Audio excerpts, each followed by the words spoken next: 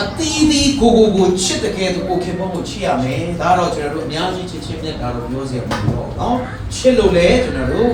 အိမ်ထောင်ပြုကြတယ်သာသမီကြီးဘုရားကြီးတော်ကြောင့်ရှိလာကြတယ်ရှိလာမဲ့အိမ်ထောင်ကြီးလည်းရှိမယ်နော် on the way ဖြစ်နေတဲ့သူလည်းရှိပါမယ်နော်ဟုတ်ပြီအဲ့တော့အထူးသဖြင့်ကိုခင်ဗျတွေကိုယိုသေးတဲ့သူရှိရမယ်အဲ့ဒါကနော်ယိုသေးစရာရှိမှနို့မောင်ရဲ့ပညာတတ်မှနို့မောင်ဝေးဘလောက်လုံဒရအောင်ဖြည့်စွပေးနိုင်မှယိုသေးမယ်ဆိုပြီးတော့ကိုဟာကိုတီးတန့်စရင်ပြုစုပြီးတော့ငါယိုသေးရမယ်နော်အရင်အတွေ့ဒီအချက်ဒီရှင်းတော့ဆိုပြီးတော့အဲ့ဒါကြီးကျွန်တော်တို့ရှိမှမဟုတ်ဘူးခင်မွန်းတဲ့ဖြစ်နေတဲ့အတွက်ကြောင့်ဖယားကသူ့ကိုကျွန်တော်ကျမရဲ့ယောက်ျားကိုခင်မွန်းတဲ့နေရာကိုယောက်ျားမှာထားတဲ့အတွက်ကြောင့်ကဘာမှာလူသားတမ်းနော်ကဘာမှာမိန်းကလေးပုံများတယ်လားယောက်ျားလေးပုံများလားဟုတ်လို့ဆိုမိန်းကလေးဆိုတာကျွန်တော်တို့အားလုံးကသိတယ်ဒါပေမဲ့ဒီ2026ဘက်တော့မှားတယ်ဗျာယောက်ျားလေးကရာနှုန်း200ခိုင်နှုန်းပုံများလားနော်တောက်လျှောက်မိန်းကလေးကတော့ပုံများတယ်ဒါပေမဲ့ယောက်ျားလေးကပုံများလာတယ်နော်ဆိုတော့ပြောချင်တာကများတာနေတာခဏထားလိုက်ဦးနော်တကဘာလုံးမှာရှိတဲ့ယောက်ျားလေးအားလုံးထဲမှာဖယားရှင်ကဒီတယောက်ထဲကိုနော်ခင်မွန်းတဲ့အဖြစ်ပေးထားတဲ့အတွက်ကြောင့်ကျွန်တော်တို့သူ့ကိုဖယားနှုတ်ပတ်တော်အတိုင်းကိုမိသားစုဖယားစကားနားထောင်တဲ့အမျိုးသမီးအရှင်မဖယားကိုကြောက်ရွံ့နေနော်ဖယားအလိုကိုဆောင်ခြင်းနဲ့ဖယားရဲ့အမိန့်တော်ကိုနာခံခြင်းနဲ့အရှင်မဖြစ်တယ်ဆိုရင်အခြားနော်အရေးအသွေးကိုကြိုက်တဲ့ဥစ္စာသဘောကျအထင်ကြီးတဲ့ဥစ္စာတွေသူ့မှာမပြည့်စုံလဲအဲ့ဒါတွေကိုခဏဖယ်ပြီးတော့မှဖယားပြောတဲ့အတွက်ကြောင့်နှုတ်ကပတ်တော်ပြောထားတဲ့အတွက်ကြောင့်ကျွန်တော်ကျမခံယူချင်တယ်လို့ဆိုပြီးတော့ကိုယ့်ကိုယ်ကို respect ယူတဲ့စိတ်မွေးပြီးတော့အဲ့ဒီအသက်တာရှိဖို့ရန်အတွက်ဘုရားလိုရှိတဲ့ဒါတိတ်ကိုရည်ကြီးတဲ့ဥစ္စာဖြစ်တယ်ကိုခင်မွန်းတယ်ယူတဲ့တက်တဲ့မျိုးသမီးကြီးအိမ်ထောင်ရှိမကြီးကျွန်တော်တို့အတိုင်းဝိုင်းမှာအသိတော်ထဲမှာမိတ္တာရထဲမှာရှိပါစေအဲ့ဒီယူတဲ့ချင်းအောင်းကြည့်ပြီးပါခံစားပါဖြစ်တယ်နော်ဟုတ်ပြီအဲ့တော့ကျွန်တော်တို့အမျိုးသမီးတွေကအများရှိပါနော်အမျိုးသမီးတွေကအများရှိပါရောတွေ့ရမှာရောအိမ်မှာရောအပြင်မှာရောမိမိခင်ပွန်းကိုလေးစားရင်နော်ဒီဥစ္စာယောက်ျားဖြစ်တဲ့သူရဲ့စိတ်ချမှု confidence လို့ခေါ်တဲ့သူစိတ်ချမှုကြီးဝါရှိတယ်ဒါကနော်ဟိုရွှေငွေပေးပြီးတော့ရလာတဲ့ဥစ္စာကိုပညာကြောင့်အတွေ့အကြုံတွေကြောင့်ကိုဖြစ်နေကိုမိန်းမကကိုကိုလေးစားတဲ့လေးစားတယ်လို့အသက်တာမှာနားလည်ပြီးခံစားတယ်ယောက်ျားခင်ပွန်းတဲ့ဖခင်ဟာဘာဖြစ်လာလဲဆိုရင်စိတ်ချမှုအပြည့်နဲ့အိမ်ထောင်ကိုဦးစီးဦးဆောင်လာတယ်အိမ်မှာဦးဆောင်တဲ့အခါမှာလည်းသူ့မှာစိတ်ချမှုအပြည့်ရှိတယ်နော်လောင်လိုက်တာနောက်လိုက်တာနော်စကားနဲ့လည်းရှက်စရာမရှိပါဘူးမိသားစုဒီပဲဆိုပြီးတော့ကိုဟာကိုပဲတတ်မှတ်ပြီးတော့မှသူများအဲ့လိုနားလဲချင်မှနားလဲမှာနော်အဲ့တော့ကိုယောက်ျားဖြစ်တဲ့သူကိုအများရှိမှရောအိမ်မှာရောကိုသားသမီးတွေရှိမှရောအပြစ်မာရောအတွင်းမာရောဖယားเจ้าမာရောဟိုပါစတာဟုတ်နေမှာမဟုတ်ဘူးနော်ဟိုအသင်းတော်မှာပါဝင်တဲ့ရိုးရိုး member လေးလာတဲ့ဖြစ်ဖြစ်ကိုယောက်ျားကိုလေးစားတယ်အသက်တာမျိုးပြသတဲ့လေးစားတဲ့အပြောဆိုဆက်ဆံမှုမျိုးကျွန်တော်တို့အမျိုးသမီးတွေမှာရှိဖို့မိခင်တွေမှာရှိဖို့ဖယားကမိတ်ပြီးပါအမိတ်လို့ဆိုတာကျွန်တော်နားလေအမိတ်လို့ပြောတဲ့အတွက်ကြောင့်လေးစားရင်တော့အခြားလူတွေလေးစားဖို့တော့ညှော်လင့်စရာကြောင့်မရှိဘူး။အဲကြောင့်အမျိုးသမီးများနော်ပထမအချက်နဲ့ကိုနော်ပထမအချက်နဲ့ကိုကျွန်တော်တို့နော်အင်းယူစရာစင်ချင်စရာရှိတယ်လို့ပြောချင်တယ်နော်။ဆိုတော့လိလာချက်အများကြီးမပြောတော့ဘူးနော်။ကျန်းစာပြည့်အကြောင်းပဲကြည့်တာပြောတော့ယောက်ျားပေါင်း400လောက်ကိုလိလာကြည့်တဲ့အခါအိမ်ဖခင်အိမ်ထောင်ရဲ့ဖခင်ယောက်ျားအိမ်ထောင်ပြပြီးသားဖခင်ပေါင်း400လောက်ကိုလေ့လာတယ်8400ခိုင်နှုန်းလောက်ကကိုစနီးကကိုမလေးစားဘူးလို့သူခံစားရတဲ့အခါမှာတဲ့သူ့ကိုချစ်တယ်လို့ဘယ်တော့ပဲပြောကိုမိမကိုချစ်တယ်လို့ဘယ်တော့ပဲပြောနော်အဲ့ဒါတွေကယိုးနေပြီ နော်ရှစ်တယ်လို့မပြောရင်လည်းကိစ္စမရှိဘူးနော်ကိုယ့်အထီးချန်နေတာလည်းကိစ္စမရှိဘူးဒါပေမဲ့အတူတူနေပြီးတော့မှတိမ်ထဲမှာနေပြီးတော့မှကိုယ့်ကိုမလေးစားဘူးဆိုတဲ့သဘောမျိုးခံစားရရင်တဲ့ယောက်ျား400လောက်စစ်တမ်းလုပ်တဲ့အခါမှာ9400ခိုင်လုံးလောက်ကမလေးစားတဲ့အပြုအမူမျိုးရမ်းပူခံခြင်းမချစ်ဘူးလို့ပြောတာတော့မှချစ်တယ်လို့နေတိုင်းမပြောတော့အဲ့ဒါကြီးတို့နားလည်ပြီးလို့ရတယ်မလေးစားမိန်းမကငါ့ကိုမလေးစားဘူးဆိုတဲ့စိတ်မျိုးခံစားရတယ်ဆိုရင်တို့မှာတယောက်ဒီတိုင်းအထီးချန်ပြီးတော့တော်ထဲမှာတယောက်ထဲနေတာတော့ရွေးချယ်လို့ရမယ်ဆိုရင်တော့မချစ်တော့ဘူးဆိုတဲ့အနေထားရောက်သွားတော့မှာနော်ဘယ်ကွာတဲ့အနေထားရောက်သွားမှာဒါကိုပြည့်တဲ့တယ်မလေးစားပဲနဲ့အတူတူရှိနေတဲ့စာအဲ့ဒီလိုဘာလို့မှရှိတဲ့ပုံထားဦးစီးရဲ့ခံစားချက်တွေလာချင်ပြရတယ်ဆိုတော့နော်အဲ့ဒါကြောင့်တမချမ်းသာတာလေဒီလိုမျိုးဒီစာနော်အဲ့ဒါကြောင့်နံပါတ်1ချက်နေနော်အိမ်ထောင်ရှင်မမိခင်များကိုယောက်ျားနဲ့ပတ်သက်လို့ဟိုမှာရှိတဲ့တာဝန်ဝတ္တရားတမန်ကျမ်းစာအဖြစ်ချိန်ထိုးတဲ့အခါအဲ့ဒီအဲကကာချီတွေကမလုပ်ရမလဲလေးပြုရမယ်ဒီစာပါ respect နော်လေးပြုလို့စိတ်ကုန်သွားစိတ်ကုန်သွားတာမဟုတ်လေးစားပါနော်အဲ့ဒါလူရှိမှရောဝယ်ရမှာရောအိမ်မှာရောတရားကြောင်းမှာရောအပြင်မှာရောเนาะအဲ့ဒါရှေ့မှာလေးစားတယ်လို့လည်းအိမ်မှာเนาะအိမ်မှာမဟုတ်တော့တဲ့ဥစ္စာလေเนาะဝယ်ရမှာကိုရဲ့เนาะခင်ဗျတဲ့အားနဲ့ချက်ပြီးရှောက်ပြီးတော့เนาะကိုပေါင်းကိုလှန်ပြီးတော့ဥစ္စာပြီးတယ်ကျွန်တော်တို့သိခါမှာဖြစ်တယ်အဲ့ဒါကိုခင်ဗျတဲ့ပြန်ကြားတဲ့အခါမှာရောเนาะပြီးဟိုကတခြားလူတွေကလည်းဟုတ်ကဲ့သူကတော့ပုံပုံလေးလေးပြောတတ်တယ်လို့ထင်ပေမဲ့အထင်သေးသွားတဲ့တမိသားစုလို့ရှိတယ်။အကြောင်းဒါလေးကျွန်တော်တို့ခေရန်အင်ရှင်မတွေနဲ့ကျွန်တော်တို့ဆင်ခြင်ရမယ်နော်။အဲ့လိုမျိုးဖြစ်ဖို့ရတဲ့စက်ကအဲ့လိုမျိုးဖြစ်ဖို့ဆိုတာလေးစားတဲ့လူနော်။မလေးစားတဲ့လူဖြစ်ဖို့ပေါ့။တော့မဟုတ်ဒီခဝေးကြည့်တဲ့အခါမှာမလည်းမြတ်တာတော့အများအားပါနေနော်။မြတ်တာပါနေတယ်။ချစ်ပါအားပေးပါ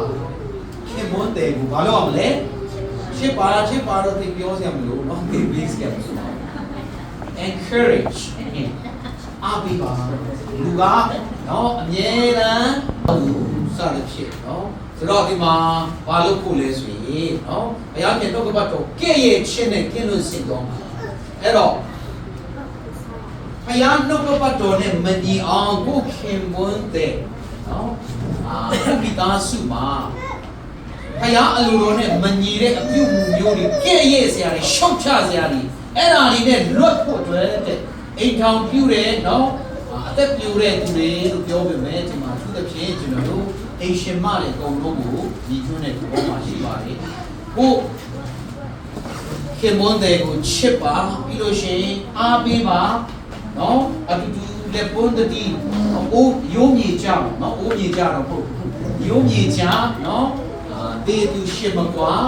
သွားဖို့ရန်အတွက်သွားတဲ့အကြောင်းတယောက်ကအပြန်အလှန်တိုက်တွန်းခွန်အားပေးဖို့လိုပါတယ်ချစ်ဖို့လည်းလိုပါတယ်ချစ်မှလည်းပဲအချိန်ပေးမယ်တိုက်တွန်းမယ်အားပေးမယ်အားငယ်တဲ့အချိန်ဒီမှာအဲ့တော့ဒီဥစ္စာအားပေးဖို့လိုတဲ့အကြောင်းဒီမှာကျွန်တော်တွေ့ရတယ်အဲ့တော့အထူးသဖြင့်ဘယ်အချိန်ဒီမှာကိုယ့်ရဲ့ချစ်ချင်းမြတ်တာနဲ့သူ့ကိုအားပေးနေတဲ့ဆုတောင်းပေးနေတဲ့အကြောင်းပြသလို့ရတယ်ဆိုရင်ယောက်ျားမောပန်းနေတယ်ကိုလုပ်ငန်းခွင်တွေကမောပန်းနေတယ်နော်တခုခုကြောင့်ပင်ပန်းနေတယ်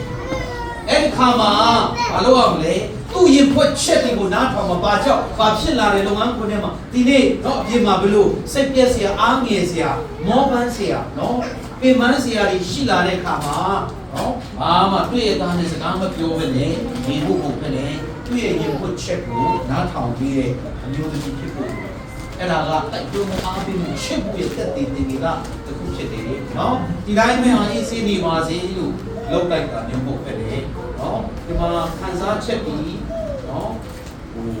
စိတ်မှန်းတာတွေပြင်းထန်နေတဲ့အခါမှာတစ်ခါလေသူတို့စိတ်တိုင်းကြမိန်းကလေးရောယောက်ျားလေးဒီဥစ္စာတော့ပါပါတယ်နော်ဖွင့်ပြောတဲ့အခါမှာဘာဖြစ်လာလဲဆိုဒီဥစ္စာအန်ချလိုက်တယ်ဘု ယံကောင်းမှုတဲ့ကားမှုတဲ့ခါမှာရောအန်လိုက်ရင်တက်တာတယ်မျိုးနော်အဲ့လိုမျိုးသူပြောတဲ့ရင်ဖွင့်တဲ့ဥစ္စာလေးသေချာလေးနားထောင်ပေးပြီးတော့နော်အဲ့ဒီမှာ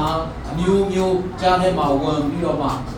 ဘိုလိုကန်လာဘူကလန်ဆန်တဲ့စကားလေးတွေပြောမယ်လေသူရင်ဖွင့်ချက်ပါဖြစ်လာတဲ့ဆိုတဲ့ဥစ္စာကိုသေချာ attention ပေးပြီးတော့နားထောင်ပေးတာပဲလေဒါအမှန်နဲ့အားပေးတာဖြစ်တယ်သူ့ကိုအားပေးတော့စတောင်းကြမယ်နော်ဘုရားရှင်သူရှိတယ်ဘုရားရှင်စတဲ့ဖြစ်ပေါ်လေကို့မှာအိမ်ထောင်ဦးစီးအဲ့ဒီလိုမျိုးအိမ်ထောင်ရဲ့ခေါင်းလေနော်ကိုယ့်ရဲ့ခင်ဝန်တယ်အားနဲနေတယ်ပြင်ပန်းနေတယ်နော်ကြုံနေတဲ့အခါမှာအိမ်ပြန်ရောက်လာတာနဲ့သူ့ကိုsorry ဖြစ်တဲ့ဝေဖန်နာတွေပဲဝေဖန်အားမလို့အားမရဖြစ်ပြီးတော့ပါလို့ချွေးထွက်တာပါများဖြစ်တယ်ဆိုပြီးတော့အဲ့လိုမျိုးအားနဲ့ချက်ကိုလေထောင်းနဲ့နော်ပြရတယ်သူမဟုတ်ပဲတဲ့အားပေးပြီးတော့မှတို့ချစ်ချင်းမြတ်တာပြပြီးသူကဆူတောင်းပြီးတော့ဒီချာကိုအာယုဆိုင်နာထောင်ပြီးတော့မျိုးသမီးဖြစ်လို့ပါတယ်ဒါကဓမ္မကျမ်းစာလေးနဲ့ကျမ်းစာလေးဥစ္စာဖြစ်တယ်နော်ဆိုင်တော့ဖခင်တွေကမိမရဲ့အားပေးလိုက်ဒုံချီမုံပူကြောင့်ပို့ပြီးတော့မှလုပ်ရဲကံရဲရှိတယ်ပို့ပြီးတော့အလုပ်လုပ်ကြတယ်ဒါပါလို့ပြောနော်88ရာခိုင်နှုန်းတော့ယောက်ျားကိုရဲ့မိမကအားပေးပြီးတော့အခုကဆူတောင်းပေးပြီးတော့ကဲဆူတောင်းပေးနေနော်အိမ်အတွက်ဘာမှမစိုးရိမ်နဲ့ဒီမှာအားလုံးစစ်ပြီးတယ်ဒီအလုပ်မှာပဲအာယုဆက်ပြီးလုပ်ပါစတဲ့ဖြစ်အားပေးပြီးဆူတောင်းပေးတဲ့အခါသူတို့လုပ်ငန်းတွေမှာလည်းအာယုဆက်ပြီးတော့ပါအလုပ်ကိုလည်းကောင်းကောင်းမွန်မွန်စိတ်ပါပြီးတော့စံဝင်နေအောင်လုပ်ပြီးတော့သားစုတွေလည်းစူးစမ်းတဲ့အခါမှာအများကြီးပဲဘာလို့တစ်ချက်ပဲကြီးပဲဆိုဝင်ငွေရောစတဲ့ဖြစ်သူ့ရဲ့အခုတော့လုပ်ငန်းမှာရောပါဝင်တဲ့ကဏ္ဍအတိုင်းမှာအောင်မြင်တွင်ကြည်အားသွန်ကိုစိုက်ပြီးတော့လုပ်နိုင်တာ88ရာခိုင်နှုန်းလောက်ရှိတယ်လို့ဒီလာချက်မှာကျွန်တော်တွေ့ရပါတယ်အဲ့တော့ခင်ဗျတဲ့ပုံမှာထားရှိရတဲ့ဝတ္တရားပဲเนาะအဲ့ဒါဟာကျွန်တော်တို့ကငေကြတော့သစ္စာရှိတဲ့လက်တွဲပေါ်ဖြစ်ပြီးပါ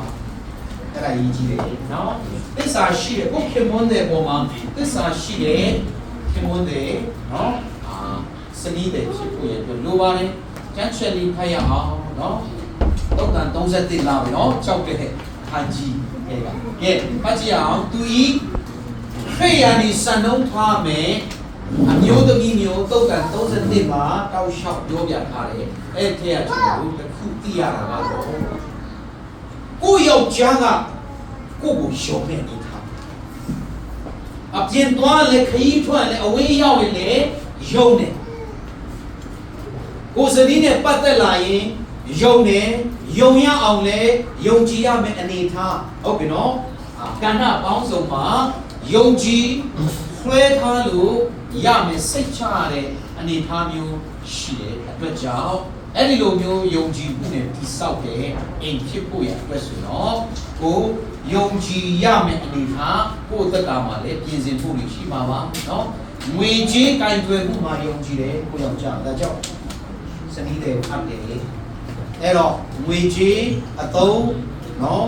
သုံးဖြုံမှုတော့ဘုံအလီအလွတ်မရှိအောင်ဘာအတွက်ဒီဟာအတွက်ဒီဟာကဘာအတွက်သုံးလဲကလေးတွေအတွက်လားစာဝတ်နေရေးအတွက်လားဖရားအတွက်လားဂတိပေးထားတယ်ဆိုတာမိခရေခတော့ဘုံပါညာပေါ့လေအဲ့ဒါတွေအကုန်လုံးသူ့မှာအများအားစင်းစရာနဲ့တိတိကျကျပြစရာပြောစရာရှိတယ်ဒီဟာပဲရောက်သွားတယ်လဲဆိုပြီးတော့အကြီးကျယ်နော်မိခွန်း question mark ကြီးယောက်ျားရဲ့အုံနောက်ထဲမှာကြီးရှိနေတာဒီဘူးနော်မဟုတ်ပဲနဲ့သူ့ကိုစိတ်ချရတယ်ဘာပဲဖြစ်ဖြစ်မေးတဲ့အချိန်မှာဒါနဲ့ပတ်သက်ရင်ကောင်းကောင်းမုံမစီမံခန့်ပြပြီးတော့အသုံးပြုထားတဲ့တက်တည်ဒီမှာပြောမှုရှိအဲ့လိုမျိုးကိုမေးကြအောင်မလိုရလောက်အောင်သူ့မှာ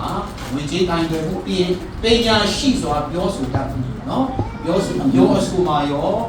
ကိုမရှိလေကိုလာတွေ့တဲ့ဧည့်သည်တွေကိုကိုစနီးရှိတယ်ဆိုတော့ဘယ်လိုကိုယောက်ျားလည်းသိခါမကြအောင်ရသူတို့အတွက်လည်းဆင်ပြေအောင်ဟုတ်မလားဒီချာပပနန်းနန်းနဲ့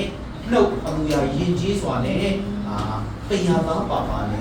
ကိုယောက်ျားကိုစားရောကိုယောက်ျားမရှိတဲ့ခါဟုတ်တယ်မလားပြောဆိုတတ်တဲ့အမျိုးသမီး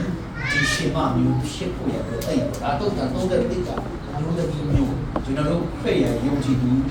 စနီးတယ်အမျိုးသမီးစံနှုန်းထားစံထားပဲ ဟုတ်ပြီနော်အဲ့လိုမျိုးဖြစ်ဖို့ရန်အတွက်ဆိုလဲဧည့်သည်လန်ချက်ပြီးတော့စကားပြောဖို့ခြေဖို့ဆိုပုံနေလို့မရအောင်နော်အဲ့ဒါတွေကလည်းပြောဆိုပြီးတော့နော်လိလာပြီးတော့အတင်းတော်ဒီမှာလည်းအခုလိုမျိုးသင်ယူတာရှိမယ်ဆရာတွေအားဖြည့်ရောအချင်းချင်းအားဖြည့်ရောသင်ယူရမယ်အဲ့ဒီပိုင်းဆိုင်မှာရစ်ကျက်တဲ့အတင်းတော်ကဒါကြောင့်ချစ်စရာကောင်းတာမိစ္ဆာရကနော်အခုထက်ဆက်ဆံရေးမှာတော်တဲ့သူတွေနော်အတွေ့အကြုံရှိတဲ့သူတွေရှိတယ်ဘာလို့မလဲနော်ဒီလိုရှိပြီးကြီးကဏ္ဍကိုင်ွယ်မှုစံပြနှုတ်အမူအရာအသုံးနှုတ်အဲ့ဒီလိုမျိုးစသဖြင့်အမျိုးမျိုးပုဂ္ဂလိတွေကိုနော်တွင်တင်ဆုံးမမှုဝတ်ဆန်းစင်အများကြီးပေါ့ဒီတယောက်နဲ့တယောက်မတူကြအောင်တာချက်တွေအများကြီးရှိတယ်အဲ့ဒီထဲကနေသင်ယူစရာတွေအများကြီးရှိတယ်အဲ့ဒါကြောင့်မျက်စိဖွင့်နားဖွင့်ပြီးတော့မှအဲ့ဒီလိုမျိုးသင်ယူတတ်ဖို့လိုတယ်ဧည့်သည်လာအများကြီးရှောင်နေတယ်ဆိုတော့နော်အဲ့ဒီလာမှပဲပြောပါဆိုမှသင်မှောနေတော့အဲ့ဒီလိုမျိုးပဲနော်နေတော့ကိုယောက်ျားကတော်တော်လေးမောလိမ့်မယ်နော်မောလိမ့်မယ်ခဏချင်းကိုပြောလိုက်တာအကုန်လုံးနော်တနေ့ကလုံးအသိတော်ကိုပြတ်အောင်ဆိုတော့တခြားမှာအဲ့ဒီပွဲစတောင်းပြန်ပြပြတယ်တကပါလုံးနော်ရောက်သွားတဲ့တဲ့နေရှိတတ်စတောင်းပေးတာနည်းနည်းနော်ကိုမိသားစုရဲ့အားနဲ့ချက်တိသွားတာကရန်သွားတယ်ချို့ကတော့ကြာတော့စာအုပ်တော်ထုတ်ချင်တယ်အဲ့ဒါအားနဲ့ချက်ကိုတောင်းလာတယ်ရှိတတ်တယ်နော်မိသားစုတွေဆိုတော့ဟိုအဲ့လိုမျိုးလေးရှိတဲ့အတွက်ကြောင့်ဒါနော်အဲ့လိုပြောလို့စတောင်းချက်မတင်ပြဖို့မပြောတာဘူးနော်တင်ပြတဲ့ဒီခါမှာရောတင်ပြတဲ့တယ်လားနော်ကိုယောက်ျားကိုမိန်းမဖြစ်ဖြစ်ဒါနော်လူရှိမှာမျက်နှာပေါ်ရလာပြ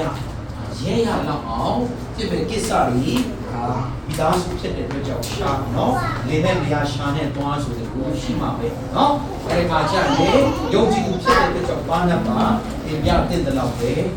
နော်တင်ပြပါဒီလိုဟောကူစတောင်းပါနော်တော့မှနှုတ်လုံးနဲ့သူစိတ်ချတယ်သူရှင်းတယ်တိတအများနဲ့စတောင်းတယ်တိတပြေးပြကြတယ်အဲ့လိုမျိုးလေးတွေကျွန်တော်တို့စီမံခန့်ခွဲပြီးတော့စောင့်ချိန်တဲ့ပုံမိသားစုရဲ့နော်ဘာလို့လဲဆိုတော့အမျိုးသမီးတွေကအမျိုးသားတွေထက်နော်စကားပြောတာကစကလုံးကပုံများတာဟိုစစ်တမ်းရကျွန်တော်မှောင်းဆို150လောက်စကလုံးပေါင်း150လောက်ပုံများတယ်ရောက်ချင်တယ်ဘယ်သူကတနေ့မှာပြောတာပုံများတယ်ရှိ150လောက်စကလုံးပေါင်းပုံများပြန်ပြပေါ့လေနော်အဲ့လိုမျိုးအဲ့တော့ကျွန်တော်တို့စကားပြောရင်းနဲ့နှုတ်ကျွန်းသွားရင်နော်ကြမ်းကျွန်းရင်နှုတ်လို့ရတယ်နော်နှုတ်ကျွန်းသွားပြန်နှုတ်လို့ရပြီအဲကြောင့်ဒါလေးလည်းသိထားနော်အဲ့လိုမျိုးနော်ကိုသားသမီးကြီးကိုယ်တိုင်ရဲ့နော်အဲ့ဒါမျိုးဘောပေါက်ပါမယ်ဆိုတာသိစီချင်အဲကြောင့်သစ္စာရှိတဲ့လက်တွဲပေါ်ဖြစ်ပြီးပါလားနော်အဲ့ဒါလေးကောင်းရှင်းပါလိမ့်မယ်ကြည့်လေဒီလာနဲ့ပြီးဆုံးတဲ့ကျမ်းစာမှာစံနမယူထိုက်တဲ့မျိုးတွေလေသူ့ယောက်ျားကိုပြောတယ်အဲ့တော့65ရာခိုင်နှုန်းသောမိန်းမတွေကခံစားချက်တွေမဖြည့်ဆည်းပေးနိုင်လို့သစ္စာဖောက်တယ်ဒီလိုမျိုးပေါ့လေနော်ယောက်ျားကမဖြည့်ဆည်းပေးနိုင်ဘူးဆိုပြီးတော့သစ္စာမရှိတာတော့သူတို့လည်းကြားလာတော့သူတို့နော်ဘုရားလည်းမသိတာလည်းပါမယ်ဘုရားသိပြီမယ်ဩစိတ်ခံစားချက်ဒါနဲ့ပတ်သက်မှယောက်ျားဘယ်လိုဆိုမှဆွေးနွေးတာဒီလိုကွာနော်အပြန်အလှန်ပြောတာတွေမရှိဘူးနော်ဒီတိုင်းပဲစိတ်ထဲမှာမှတ်ထားပြီးကိုယ့်အကူနောက်ဆုံးပေါက်ကွဲပြီးတော့မနေရဘူးပေါ့နော်ဒီနေ့ကျွန်တော်ကြားခဲ့လို့ဆိုရင်အများကြီးပဲအဲ့တော့ကိုယ့်ကိုတစ္ဆာဖောက်သွားတယ်တစ္ဆာမရှိတော့ဘူးကိုယ့်ယောက်ျားပေါ်မှာနော်အဲ့ဒါမျိုးရှိသွားတာကျောင်းစကောင်းတဲ့65ရာခိုင်နှုန်းတွေ့ရတယ်နောက်ဟုတ်ပြီနောက်တစ်ခုကတော့ဖြင်းကဟာကြီးအနေနဲ့ကတော့ကျွန်တော်တို့ယောက်ျားရဲ့ဆောင်မှုကိုလေးစားပါပေါ်မှာလည်းကျွန်တော်လေးစားမှုလူတွေပြောပြီးပါပြီ effect 9 ပြန်ကျေးဇူးပြုဖတ်ချင်အောင်ဘုခင်ဘုန်းတွေကိုလေးစားတယ်နော်အပြုမျိုးဖြစ်တယ်ဘုခင်ဘုန်းတွေအုပ်ဆိုးတာနော်လမ်းပြတာဥဆောင်တာအုပ်ထင်းတာကိုကျွန်တော်တို့ဝန်ခံတဲ့အမျိုးသမီးအရှင်မတွေဖြစ်ဖို့တမန်ကျမ်းစာကနေပြီးတော့ပြောထားတာဖြစ်တယ်နော်အမိတ်ဒီမှာလည်းပေးထားပြန်နော်ဘုခင်ဘုန်းတွေအုပ်ဆိုးခြင်းအုပ်ချုပ်တာလမ်းပြတာတွန်းတင်တာအိမ်ထောင်ဦးစီးဦးဆောင်တာအဲ့ဒါကိုမလုပ်ရမလဲလေဝန်ခံကြတော့ပြောတယ်ကြောင့်ဝန်ခံမှာ submissive လုပ်ပါဆိုတော့နာခံမှာအတတ်နိုင်ဆုံးအဲ့ဒီဆုံးဖြတ်ချက်ကို ဥဆောင်မှုတွေကိုဖခင်ရဲ့အမိန့်တော်ဖြစ်တဲ့အတွက်ကြောင့်ကျွန်တော်တို့ဝန်ခံတတ်ဖို့ရတဲ့နားထောင်တတ်ဖို့ရတဲ့အမျိုးသမီးအင်ရှင်မတွေမှာအဲ့ဒီအချစ်မျိုးကျွန်တော်တို့ရှိဖို့လိုပါတယ်ဒါဟာဒီယောက်ျားအကြံဉာဏ်ကောင်းတွေယောက်ျားကိုအကြံဉာဏ်ကောင်းနေတော့ပြရပါပါတခါလေအမျိုးသမီးတွေကပို့ပြီးတော့အကြံဉာဏ်ကောင်းပေးတတ်တယ်ပို့ပြီးတော့ပညာရှိတယ်ကျမ်းစာကိုလည်းဖတ်တယ်ပြီးလို့ရှိရင်ကိုအားကိုးရတယ်အနေထားလည်းရှိနိုင်တယ်ကိုမျိုးသမီးကကိုထက်အစစရရအားလာချက်အများကြီးအစွမ်းစားတွေရှိတယ်ဒါပေမဲ့ကိုယောက်ျားကိုတော့အုပ်ချုပ်ဖို့နဲ့ကိုယောက်ျားကိုမလုပ်ရမလဲဆိုရင်အကြံဉာဏ်ကောင်းနေပြီဆွေးနွေးဟုတ်ပြီနော်ဒါပေမဲ့အဲ့ဒါတွေကိုကြားပြီးတော့မှယောက်ျားဖြစ်တဲ့သူကတော့မလုပ်ရမလဲစုံမိသားစုလှုပ်ဆောင်ရမယ်ဥစ္စာဝိညာဉ်ရေးရမယ်ဆိုင်တယ်အဲ့ဒါတွေကိုစုံဖြတ်ပြီးတော့မှတတ်မှတ်ရမယ်ဒီကအိမ်ထောင်ဦးစီးယောက်ျားဖြစ်တယ်အမျိုးသမီးတွေကတော့အိမ်ရှင်မတွေကတော့ဘယ်လောက်ပဲတည်တည်ဘယ်လောက်ပဲတတ်တတ်ဒါတိတ်ကိုကောင်းတယ်ကိုယောက်ျားကိုအကြံဉာဏ်ပေးပါဒီလိုလုပ်မကောင်းဘူးလားဒီလိုဖြစ်တယ်ဆရာပြန်လုပ်တာမဟုတ်ပဲနဲ့နော်အဲ့ဒါမျိုးတိတ်ကိုအရေးကြီးအဲ့ဒါကကိုယောက်ျားရဲ့ဥဆောင်မှုလေးစားမှုဖြစ်တယ်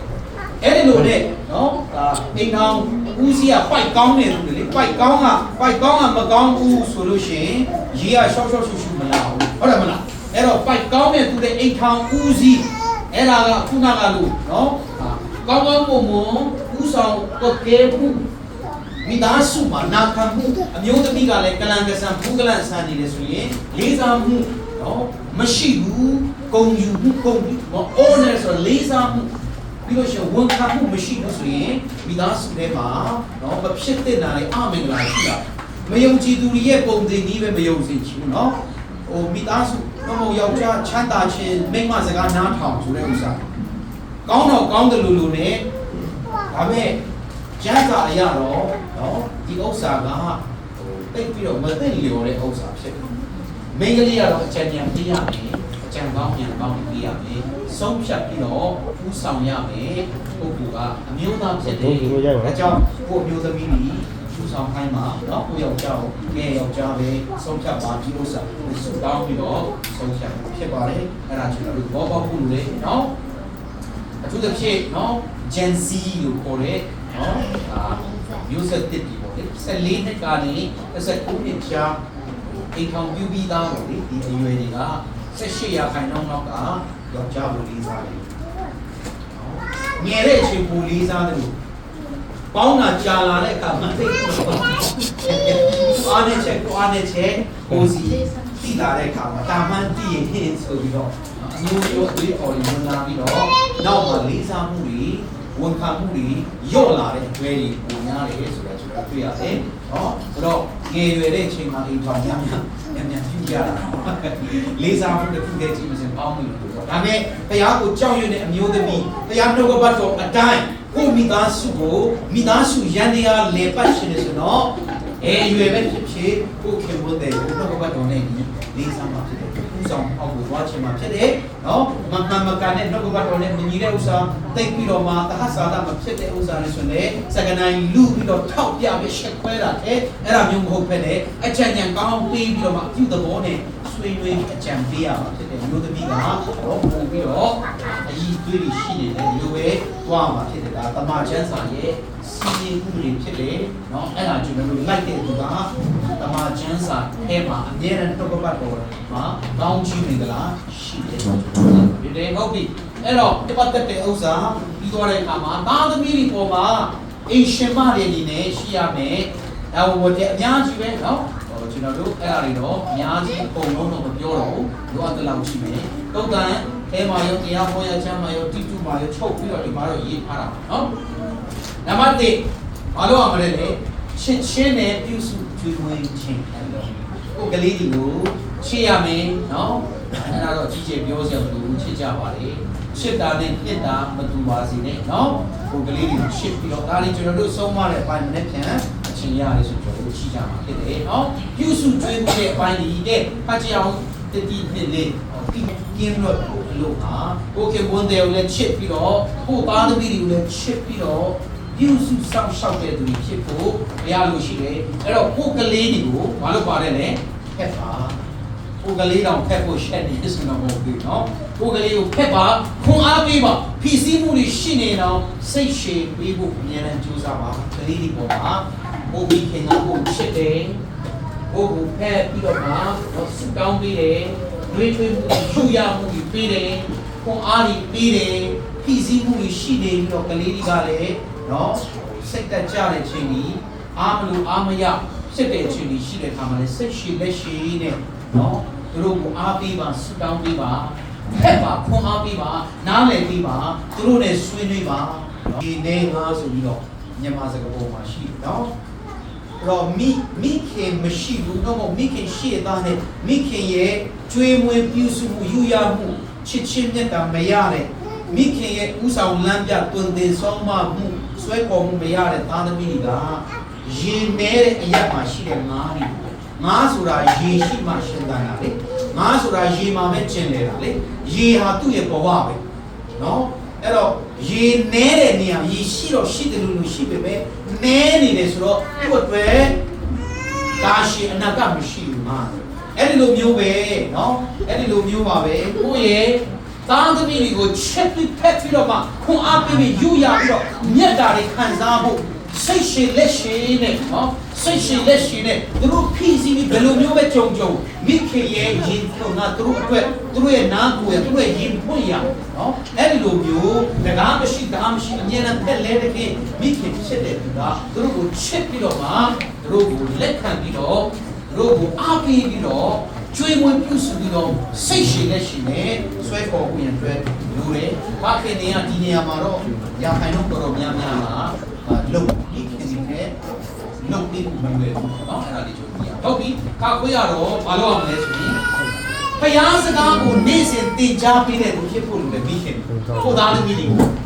နဲ့ပတ်သက်လာရင်တခြားဥစ္စာတွေအတွက်လည်းသင်ကြားဖို့အရှိကျကုန်ကြခံပြီးတော့မှနော်ကလေးတော်နားချင်မရှိအောင်ဟွာသင်ဟိုင်းလောက်တာကောင်းပါလေပညာရေးအတွက်နော်အဲ့ဒါလောကပညာအတွက်နော်တနေ့ချမ်းပညာရဲရင်ပွဲလေတင့်ဟုတ်တယ်မလားပညာရွှေအိုးလူမခိုးအဲ့ဒါဒီနဲ့သူတို့ဘဝကောင်းစားဖို့အတွက်သူကလေးကမြေတောင်မြောက်ပြတာသိကောင်းတယ်ဒါပေမဲ့ဒါအဲပဲလုပ်ပြီးတော့ဝိညာဉ်ရေးရဖျားနဲ့ပတ်သက်တဲ့နေရာမှာနှုတ်ကပတ်တော်နော်တချင်းလေးတွေနဲ့ကြမ်းချက်လေးတွေနဲ့အိမ်ကလေးကနော်အဲ့ဒီလိုမျိုးတွင်တင်ဆုံးမှာပဲနှုတ်ကပတ်တော်သူတို့ကိုပုံပြင်လေးပုံစံနဲ့ပြောပြတာအဲ့ဒီလိုမျိုးတွေနှုတ်ကပတ်တော်နဲ့ပတ်သက်ပြီးမသင်ကြားပြီးတော့နော်သမီးကလည်းမီးလို့ကိုယ်ကြံလောင်လာလိမ့်မယ်တနေ့ကျဟုတ်ပြီနော်ကိုတင်ပေးတဲ့ကိုပြုစုပြိုးထောင်ပြီးတော့နော်သူ့ကိုတောက်လျှောက်တင်ပေးတဲ့လောကပညာတွေနဲ့ကိုပြန်ပြီးတော့အကျိုးပြုမယ်စာပြောင်းပြန်ပြီးဖြစ်သွားနိုင်တယ်။သားသမီးယောက်ျားလေးကလည်းကိုကြားလို့ပြန်ကြိုက်လာနိုင်တယ်နော်။ဒီပါမိခင်အဲ့ဒီလိုမျိုးအခြေအနေရှိတယ်။ဒါလေးဆိုတော့ဟုတ်ပြီ။တရားဟောရ6ခုနဲ့ဖတ်ကြည့်အောင်ကျေးဇူးတင်။သူတို့ရဲ့အာယုံကအရန်ကောင်းတဲ့ချိန်နော်။သူတို့အာယုံကအရန်မှတ်ဉာဏ်ကောင်းတဲ့ချိန်မှာနှုတ်ကပတ်တော်နဲ့ပတ်သက်တဲ့ဥစ္စာသူတို့ဆင်ခြင်ရမယ့်ဥစ္စာကျမ်းစာကျမ်းချက်လေးတွေနှုတ်ကပတ်တော်နဲ့ဆိုင်တဲ့သခြင်းလေးတွေအဲ့ဒါလေးတွေကိုသွန်သင်မှာဝိညာဉ်ရေးရမျိုးစေ့တွေကိုသားသမီးတွေအထဲမှာစိတ်ဝင်အောင်အခုကလေးကသင်ပေးတဲ့သူတွေဖြစ်ဖို့တိတ်ကိုအရေးကြီးပါလေခရီးသွားလဲစူးစမ်းပြီးသွန်သင်မှာအိမ်မှာရှိရင်လဲသွန်သင်မှာအိမ်ရဲ့ချင်းရောခါတဲ့ချင်းရောအဲ့ဒီစကားပဲပြောပါသားသမီးတွေနဲ့ဆိုင်အားပေးတဲ့စကားတမန်တရားနဲ့ညီတဲ့စကားဖယားသခင်ရဲ့အလိုတော်နဲ့ညီတဲ့နှုတ်ကပတ်တော်စကားကိုလေသူတို့ကိုတွင်တင်မှာအဲ့ဒါတိတ်ကိုရည်ကြီးတယ်နော်ဒီကျွန်တော်တို့ဘာလို့လဲဆိုတော့သူတို့အာယုံကအန်းဆုပ်ရွယ်တဲ့အာယုံဖြစ်တယ်နော်ကလေးတွေကလူလာပိုင်းရောဒီတိုင်းပါနော်ဆိုတော့ဒီလူမအာယုံ၅ပါးရှိတာဟုတ်တယ်နော်ဒါကျွန်တော်တို့သူ့ရဲ့လိလာချက်မှာလူရဲ့အာယုံ၅ပါးဘာတွေရှိလဲပြောကြည့်အောင်အကြာအာယုံအမြင်အာယုံအနတ်အာယုံစိတ်တွေ့ကြရတာအဲ့ဒီအာယုံ၅ပါးကဟုတ်တယ်နော်ကလေးဒီမှာလည်းမရှိဘူးလားအဲ့ဒီလိုမျိုးအဲ့တော့အဲ့ဒီအာယုံ၅ပါးနဲ့ပထမဦးဆုံးထိတွေ့တယ်တခါပထမဦးဆုံးမြင်လိုက်ခုလေတော့ပထမဦးဆုံးအရာတာစမ်းကြည့်ခုလေပထမဦးဆုံးထိတွေ့ခုလေဥစ္စာပထမဦးဆုံးကြားခုတဲ့ဥစ္စာ ထမအောင်ဆုံးရှုခဲ့တဲ့အနံ့အဲ့လိုမျိုးပထမအောင်ဆုံးထိတွေ့တဲ့အာယုံ၅ပါးနဲ့ထိတွေ့တဲ့ဥစ္စာမပြောက်သွားဘူးလေဒီလိုကလေးဒီမှာမှတ်ထားတယ်မပြောက်သွားဘူးလေအဲ့ဒါကိုကျွန်တော်တို့နော်သူကမတိစိတ်ထဲမှာထည့်လိုက်တယ်အဲ့ဒီလိုမျိုးပထမအောင်ဆုံးထိတွေ့တဲ့ဥစ္စာလူရဲ့ကလေးတွေရဲ့လူငယ်တွေရဲ့လူရဲ့မတိစိတ်ထဲမှာဝင်သွားတယ်မတိစိတ်ထဲမှာ unconscious mind လို့ခေါ်တယ်မတိစိတ်ထဲမှာဝင်သွားပြီးတော့အဲ့ဒါကိုကျွန်တော်တို့နော်ဒီကင်မရာနဲ့ရိုက်တယ်လို့မျိုး selfie ဆွဲပြီးတော့ရိုက်ပြီးတော့သိမ်းထားတယ်လို့မျိုးမတိစိတ်ထဲမှာဘာဖြစ်လဲအဲ့ဒီစိတ်ထဲကိုထပ်ပြီးတော့တပ်ပုံရိုက်တယ်လို့ရိုက်ပြီးထပ်ပြန်ပို့လိုက်တယ်တဲ့သူရဲ့ဖုန်းနောက်နဲ့နော်အော်တိုဘတ်စိတ်အာယုံအလုပ်လုပ်တဲ့ပုံအဲ့လိုမျိုးထပ်ပြန်ပို့လိုက်တဲ့အခါမှာအတိစိတ်ထဲကိုရောက်သွားတယ်အဲ့ဒီအာယုံ၅ပါးနဲ့သူကြားလိုက်တဲ့စကားလုံးထိတွေ့တယ်မြင်လိုက်တယ်နော်ရှူရှိုက်ခဲ့တယ်စမ်းသပ်တဲ့အရာကိုထိတွေ့အဲ့ဒါဒီအတိစိတ်ထဲရောက်သွားလို့ရှင်သူနော်ထောက်ရှားပြီးတခြားလုပ်နေတဲ့ချိန်မှာတော့အဲ့ဒီဥစ္စာကြီးတိတ်ပြီးတော့အစွန်းမမြောက်ဘူးအာယုံ၅ပါးနဲ့တို့ရဲ့တော့အာယုံကိုလမ်းစမ်းပြီးတင်ဖို့အားရကောင်းနေတဲ့ချိန်မှာပေပါဝန်းကျင်မျိုးပေနေရာမျိုးမှာများထိတွေ့ဖို့ကျွန်တော်တို့တွန်းအားပေးလို့ဆိုခေါ်တယ်ဒီပါရီသူတစ်ဖြစ်မိခင်များအာတကြီးနဲ့ပို့ပြီးတော့နော်လက်ပွန်းတတိနေတာပို့များတဲ့အတွက်ကြောင့်အသုံးဆုံးစကလုံးကြီးအနေခံပြောဆိုလေးတွေကပုံပြီးတော့ဖခင်နေလေတတိထားမှာတို့ပြီဘာလို့ဒီပြီးတော့ဒီစိုက်ကိုလိုပါတယ်နော်ကျွန်တော်တို့တော့ကြနေလေချုပ်မှာပေါ့နော်မောရှိရဲ့မိခင်ဆိုလေနော်ကလေးအိတ်ပုံစံနဲ့မောရှိရဲ့ရဲ့ဒီတော့ရှော့ဘုရားနဲ့ဆိုင်တဲ့ဥစ္စာမြင်ဟာဘုရားမျိုးဖြစ်တယ်ဒီကလူရှိရတယ်အဲ့တော့ရှော့ကိုတင်လာတော့မောရှိနော်အရှိမင်းသားပုံစံဖြစ်နေတယ်နောက်ဆုံးတော့ဒီလမ်းကြောင်းပုံပါပဲရှိလာတယ်အဲ့ဒါကျွန်တော်တွေ့ရအောင်အဲ့တော့အထူးသဖြင့်အခုအဲ့ဒါတော့အိမ်မှာဒီလောက်နာရီပေါင်းများစွာတူနေနေတာပဲအဲ့ဒါတွေကတော့ရေးမကြည့်မဟုတ်ဘူးဒါစစ်သက်ဒီတိုင်းတူနေပြီးတော့သမင်းစားမယ်ဟဲ့ဘာညာအဲ့ဒါပြောတာတွေမဟုတ်ဘူးအရေးကြီးတဲ့စကားသူ့အသက်တာထဲမှာတောက်လျှောက်ကိုမရှိတော့ရင်ရောဟုတ်ပြီနော်ကြီးလာတဲ့အထိပါစေခြင်းနဲ့ဖြစ်စေခြင်းနဲ့ဥစ္စာမျိုးမိဘဆရာသမားတွေယုံတည်လေးစားတတ်ဖို့စာကြိုးစားဖို့လားဖះကိုကြောက်ရွံ့ဖို့လားဟုတ်ပြီနော်ဝိညာဉ်ရေးရတဲ့ဆိုင်တဲ့ဥစ္စာသူ့ရဲ့ဘဝကောင်းစားဖို့တိုးတက်ကြောင်းအရေးကြီးတဲ့စကားကိုညနေချင်းဆိုင်တိတိကျကျကြည့်ပြီးတော့နော်မိခင်ကဘယ်နှမိနစ်လဲ7 မိနစ်တနေ့မှာကိုသားသမီးကိုချင်း7 မိနစ်လေးတော့ချိန်ပေးပါဟုတ်ပြီနော်7 မိနစ်လေးတော့ချိန်ပေးပါသူ့ဘဝတစ်ခုလုံးဘုရားကိုကြောက်ရွံ့ပြီးတော့ကောင်းစားပြီးတော့လိမ်မာရင်ကြီးတယ်ဟုတ်ပြီနော်ဖြစ်လာတယ်ဘာခင်ဒီက9 မိနစ်အချိန်မရအောင်မအောင်ဆိုပြီးတော့အဲ့ဒီလိုဖြစ်ပါနဲ့9 မိနစ်နိုင်14နိုင်ရနော်7 မိနစ်9 မိနစ်ကတော့ကိုသားသမီးကိုချိန်ပေးပါအထူးသဖြင့်ကိုကလေးဒီ14နှစ်မတိုင်ခင်ဆိုကောင်းဆိုအခုနပြောတယ်နော်စံတုံးကုန်းဆို14နှစ်ကျော်ပြီးတော့မပြောတော့နဲ့လို့မဆိုလို့14နှစ်ကျော်ပြီးလေပြောပါတပဝလုံးစိတ်ချလက်ချလက်ခွက်လို့ရတယ်နော်အဲ့တော့အာသမီဒီကိုမိခင်နဲ့ရောဖခင်နေနေရောကြီးကြီးတယ်တို့ပဲမိခင်ကပုံပြီးတော့ချိန်ရတဲ့အတွက်ကြောင့်7 မိနစ်လေးကတော့ဒီချာquality time ပဲเนาะကဲအတိတ်နှစ်တာရရှိတယ်အချင်းဒီလိုပါတယ်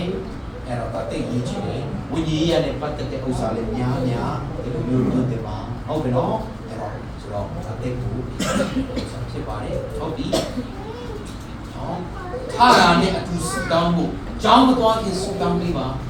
အေးရမဝင်ခင်စတောင်းပေးပါကျမ်းစာတွေကိုဖတ်ဖို့တွင်သင်ပေးပါအယုတ်ကလေးနဲ့ပဲဖတ်နိုင်လူမျိုးပေါ့လေမိခင်ကအဲ့ဒီလိုပြောထားတာနဲ့အဲ့လိုမျိုးလေးတော့သူ့ကိုပုံသက်ပြီးပြပြီးတော့ဒီ stress ပေါ်တဲ့အခါမှာတိတ်ကိုနော်ဒါကအစွန်းထက်တဲ့ဝိညာဉ်ရေးရမှာဝိညာဉ်ရေးရယုံကြည်မှုအမွေနှစ်အဲ့ဒါတွေကိုလက်စစ်ကမ်းနိုင်ဖြစ်တဲ့အတွက်ကြောင့်မိခင်ဒီဥစ္စာကတိတ်ကိုရည်ကြည်တယ်ဆိုတာနားလည်စီခြင်းနဲ့ဒါကြောင့်ဘုရားသမီးကိုခင်တွေကလေးကိုကျမ်းစာပေးပြီးတယ်နော်က ဘာမှာမိခင်တွေဖေးရမိခင်တွေ15ရာခိုင်နှုန်းကပဲသစ္စာရှိရှိပဲပြေးလာရှိဆိုတော့85ရာခိုင်နှုန်းတော့ကတော့နော်အာသာစကူပါရပါပြီနော်ဘယ်အကြောင်းမှာကြိုက်တယ်လို့ဒီသစ္စာဖြစ်ဘုရားကြောင့်ရအောင်ပြီးဒီလိုပဲထားတာလေနော်ကောင်းတော့ကောင်းပါလေခေါ်သွားတာဒါပေမဲ့အကောင်းဆုံးကြီးတော့မဟုတ်သေးဘူးလေနော်အကောင်းဆုံးကတော့သူတို့တောင်းမှကျွန်တော်ကြီးခဲ့တယ်လို့ဘုရားတရားနဲ့ပတ်သက်တဲ့စကြံစာပြီးတော့သူတို့ level နဲ့ခံနိုင်ဘူးနော်အာယုဆိုင်တဲ့ကိုလည်းကိုယ်တိုင်ဆံပြလုပ်ပြီးတော့သူဆူတောင်းတာထားတာနဲ့ကျောင်းတော်ကဆူတောင်းပြီးလားအေးရမို့ဆူတောင်းပြီးလားကျန်းစာလေးဖတ်ဖို့တွင်တင်တာနော်သူတို့နဲ့သူတို့ level နဲ့နော်ညတယ်နော်ကျန်းစာလေး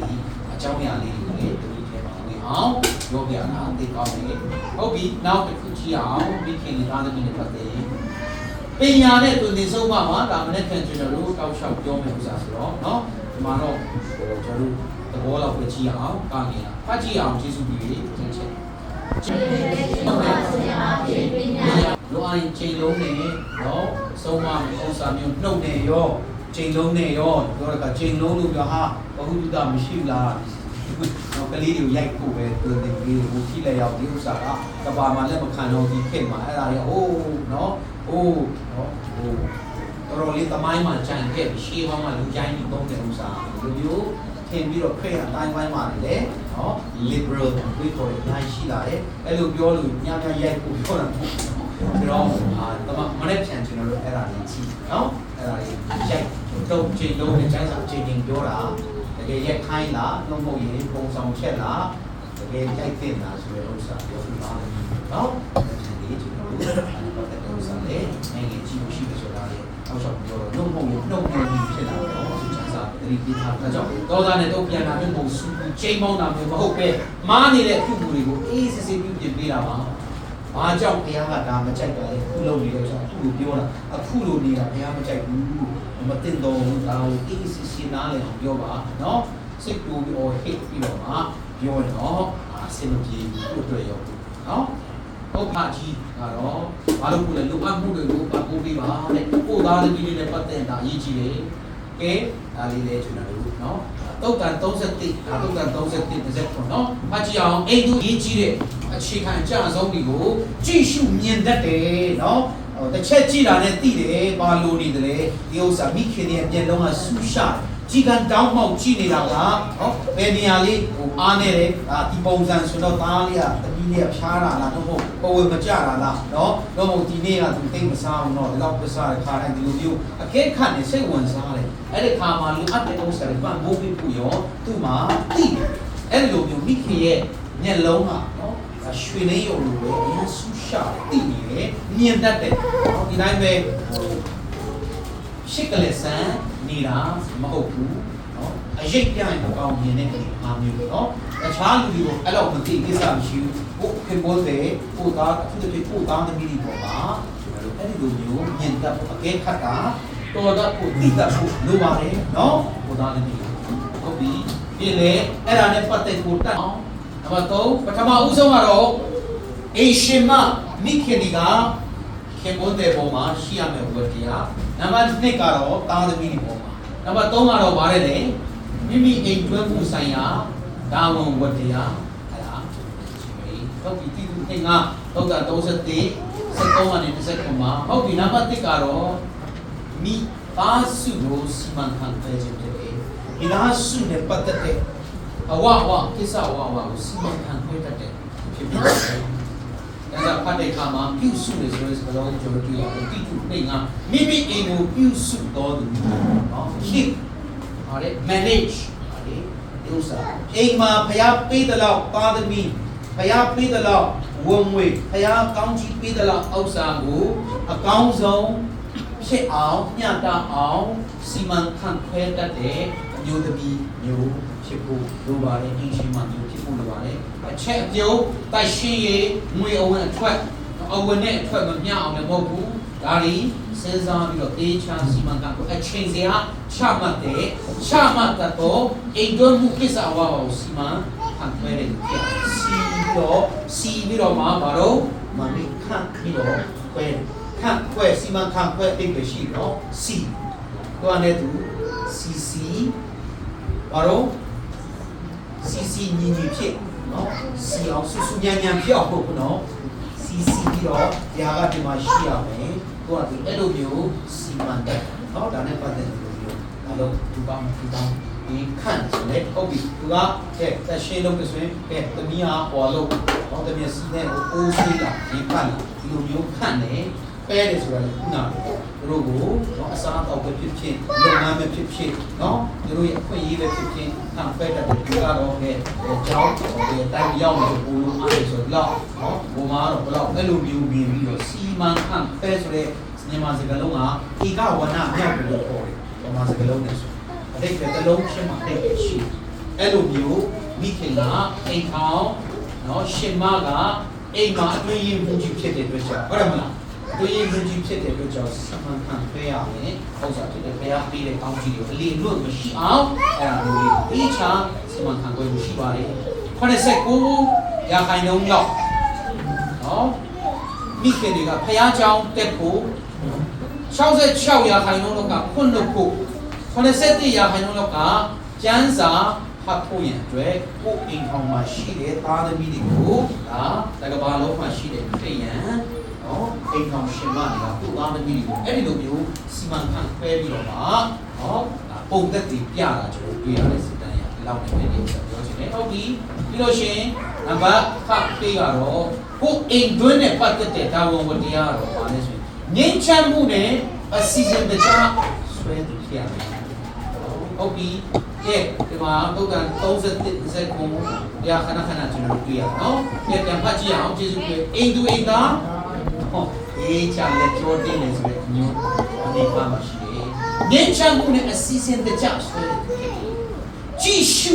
တတ်တယ်ပြုမှုတမျှတို့ကိုအိမ်သူအိမ်သားလုပ်တဲ့ဥစ္စာအကုန်လုံးကိုအကဲခတ်တည်တယ်။ဒီနေ့သူထူးခြားနေတယ်။ခါတိုင်းတော့မဟုတ်ဘူး။ဒီကလေးကဘယ်လိုဖြစ်လဲခင်မွန်းတယ်ကစအရင်အမှုနဲ့တည်တယ်နော်။အကောင်းဆိုနေသလား။မဟုတ်ရင်သူဝတ်တဲ့ဝတ်ကဘယ်လိုဖြစ်နေလဲ။ချော်ဖို့လိုနေမလား။အနမ်းရှိတာဘယ်လိုအဲ့ဒီလိုမျိုးကတေချာ diligently လို့ပေါ်တဲ့စိတ်ဒီချာအာယုမဆိုင်ဘူးကြည့်မဆိုင်ဘူး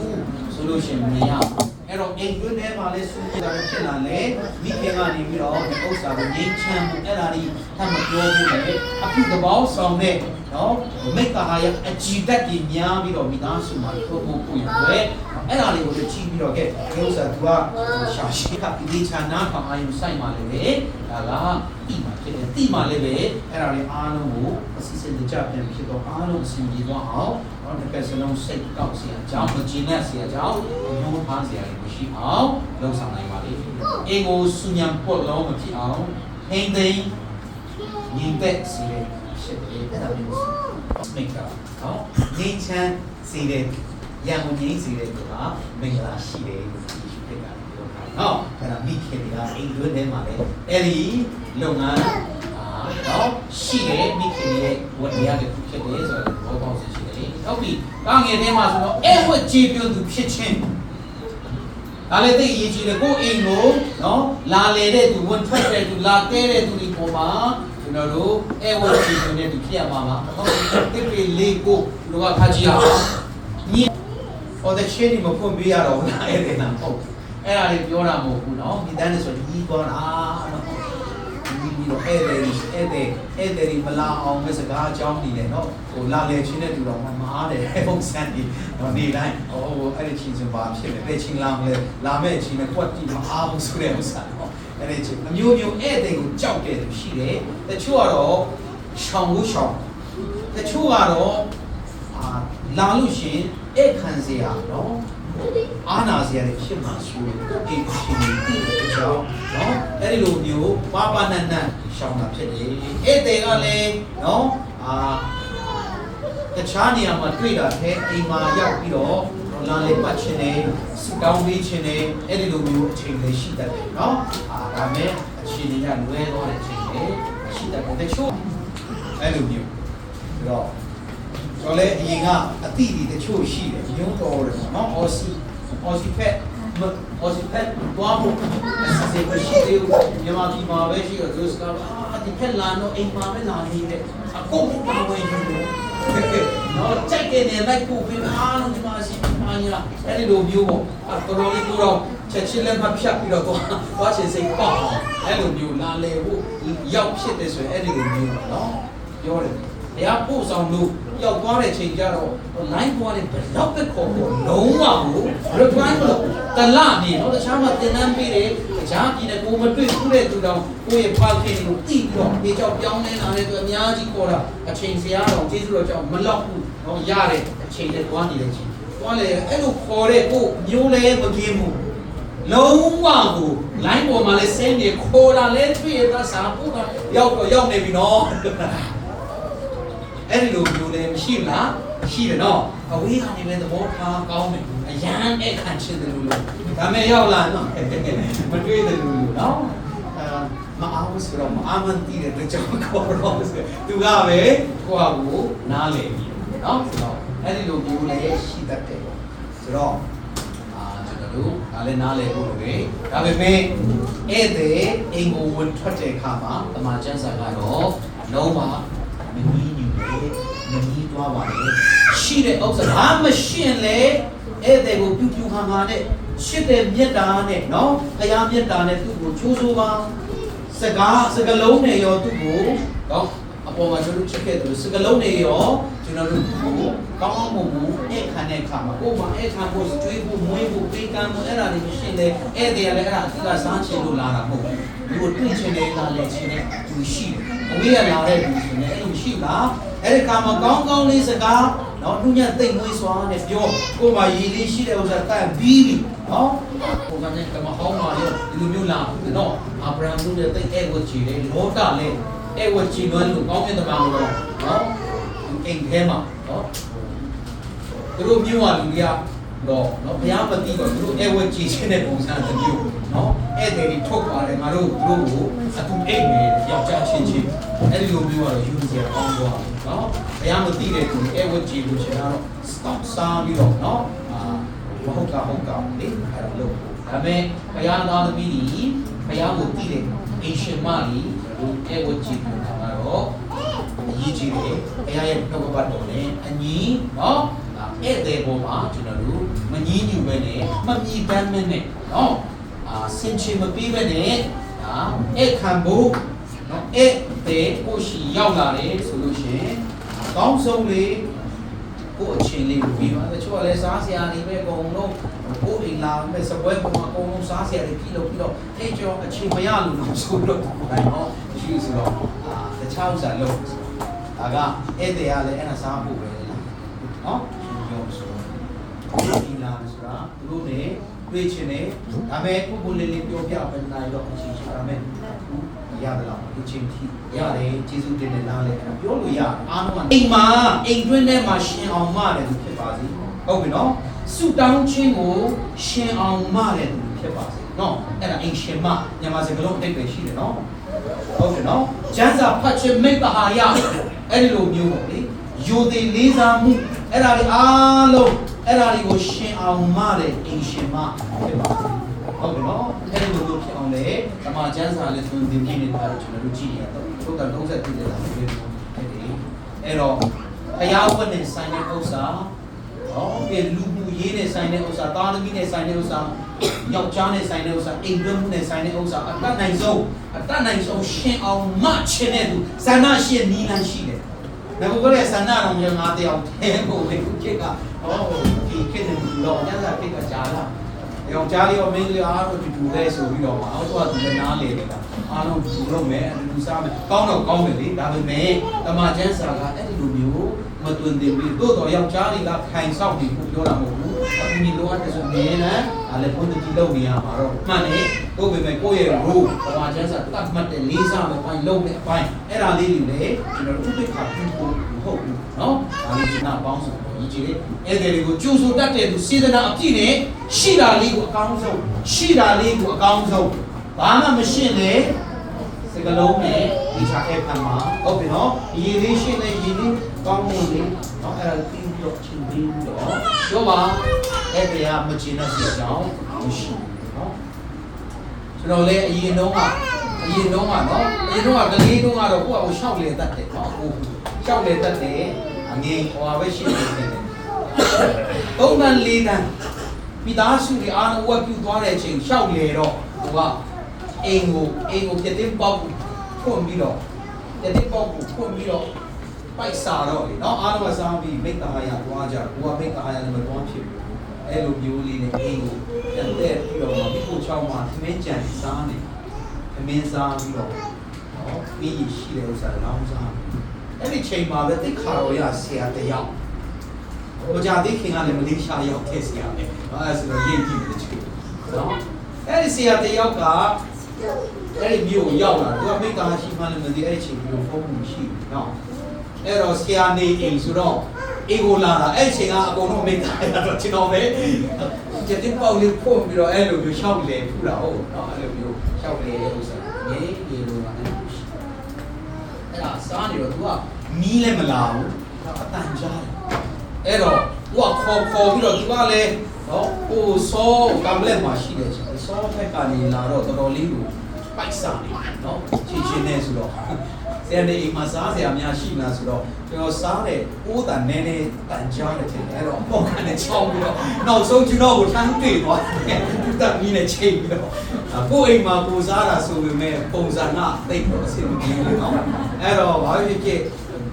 တကားဖွင့်ပြီးတော့အဲ့ခံရအသိခါတော်ရဆရာနော်အဲ့တော့တဲဘူးမှဖြစ်တယ်လို့အမြန်နော်လက်တော်တိချာမရှိဘူးနဲ့ဆိုတော့ကျော်လေအဲ့တော့ခံဖို့ဆရာစားလိုက်ဘာလဲပြေစားတယ်ဗျအကုန်စားတာအကုန်စားပိုက်ဟန်းစားလို့ဖြစ်မှာမယွန်းတော့ဘာမှဟင်းကောင်းတာမကောင်းတာမဟောတော့နော်အဲ့ဒါအကုန်ဖုတ်စားတော့တာအခုကြည့်မှတ်ပြီးတော့စားရင်နော်ငါ့ရင်မရှက်ဘူးဆိုတော့ငါ့ရင်မရှက်ဘူးဆိုတဲ့ဥစ္စာအဲ့ဒါလည်းမှတ်ပြီးတယ်ဒါပေမဲ့ကိုကအဲ့ဒါနော်အဲ့ခံလိုက်တာလေတော့ကတော့ဂျီနာတော့နော်အဲ့ဒါလည်းသဘောပေါက်တော့မမေးတော့အဖေတို့တော့လက်စီကတော့ကြာမမေးတော့ဒီလေသဘောပေါက်တော့ပိုက်ကြည့်ပြီးတော့အေးစီတယ်နော်အဲ့အောင်ဆက်မှာခဲအဲ့လိုမျိုးလေခုကြည့်မှတ်မိတယ်ဒီဥစ္စာနော်အဲ့လိုဆိုတော့အဲ့ခံဘာဖြစ်ဖြစ်ရှိတာလေးနဲ့ရှိတာလေးနဲ့အဲ့ခံတတ်ဖို့လိုပါတယ်ဆိုတဲ့ဥစ္စာလေးပေါ့နော်ဒီရှင်မတွေသူ့အဖြစ်ဒီမှာဂျုံရမယ့်ဥစ္စာဖြစ်တဲ့အတွက်ဒါလေးအရေးကြီးတယ်ဟုတ်ပြီပြီးလို့ရှိရင်ကျွန်တော်တို့အလုံးနဲ့ပတ်သက်ပြီးတော့မှအမျိုးသမီးအရှင်မတွေကဂယုတဆိုင်လှုပ်ဆောင်ခြင်းနဲ့ပတ်ကြည့်အောင်တုတ်တန်31မှာလာစာရန်ကောင်းတဲ့ကုမ္ပဏီကြီးရဲ့ခန့်မှ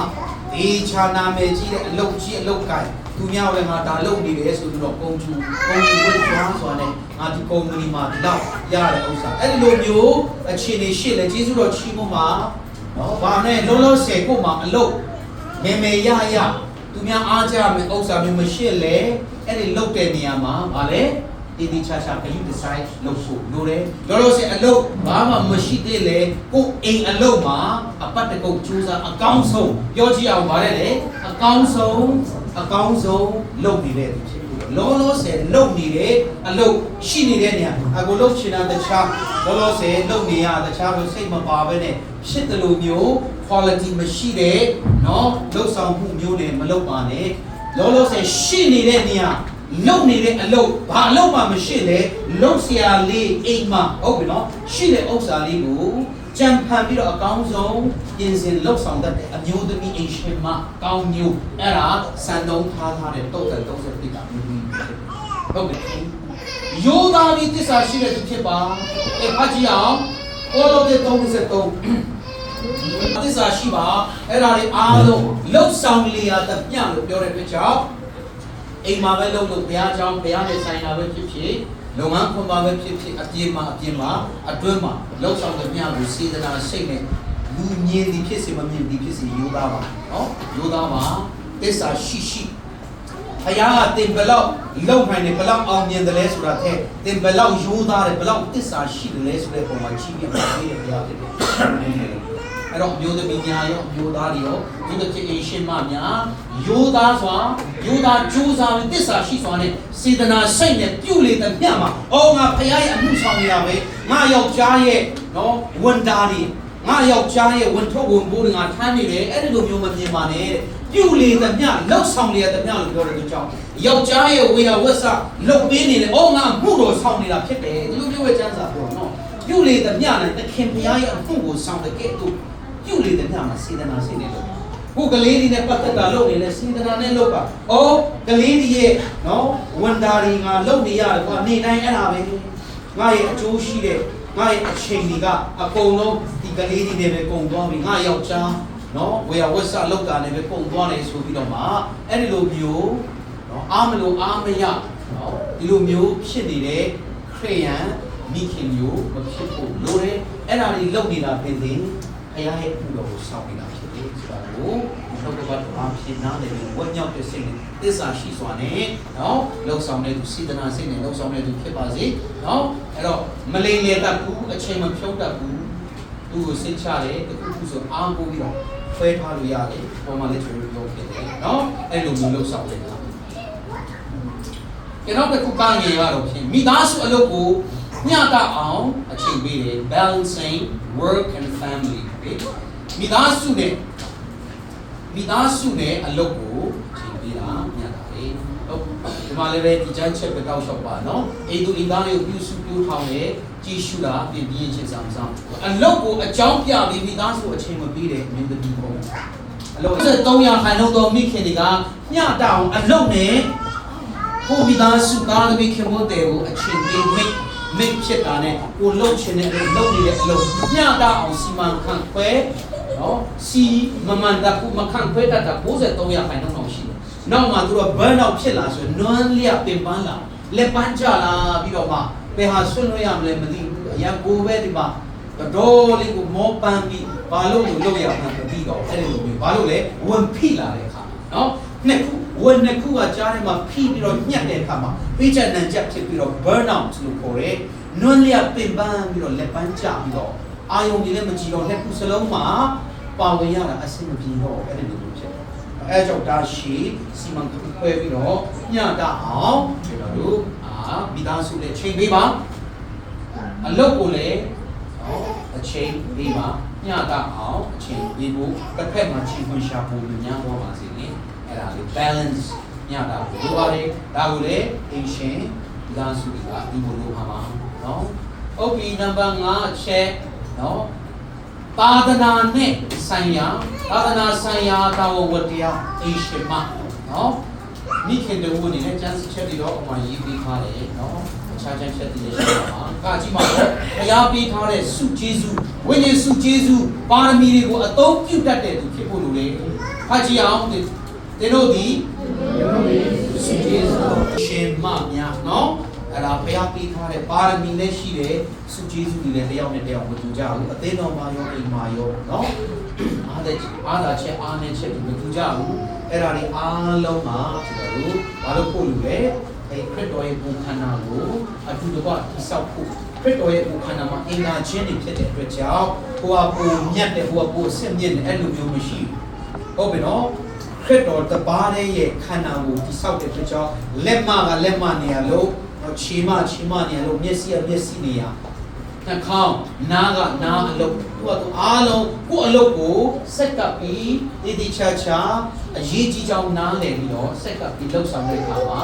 ဘုရားဘုံနဲ့ထင်ရှားတဲ့အသင်းတော်လည်းတိုးပွားတယ်မိသားစုထဲမှာရောအဲ့ဒီလိုမျိုးကောင်းကြီးဖြစ်တယ်ဒါကြောင့်ဘုရားပေးတဲ့စုကျေးဇူးပါရမီတွေကိုအကောင်းဆုံးအသုံးချတတ်ဖို့လိုတယ်ဒီလောက်နဲ့ချုပ်ပြီးပြောပြရစီအဲ့တော့ကလေးတွေတတ်နိုင်တဲ့ကဏ္ဍကနေတင်ပြီးထောက်ပံ့ပေးပါဟိုတင်ပြီးတတ်တဲ့ဆိုရင်လှုပ်ဆောင်ပါဟို Sunday School ဆရာမတွေလည်းရှိတယ်အခြားမိခင်တွေလည်းရှိတယ်ပြီးလို့ရှိရင်ကလေးတွေရဲ့နော်သူတို့ရဲ့အားသာချက်အားနည်းချက်သူတို့ရဲ့နော်စုကျေးဇူးပါရမီတွေကိုလည်းပြီးပြီးတော့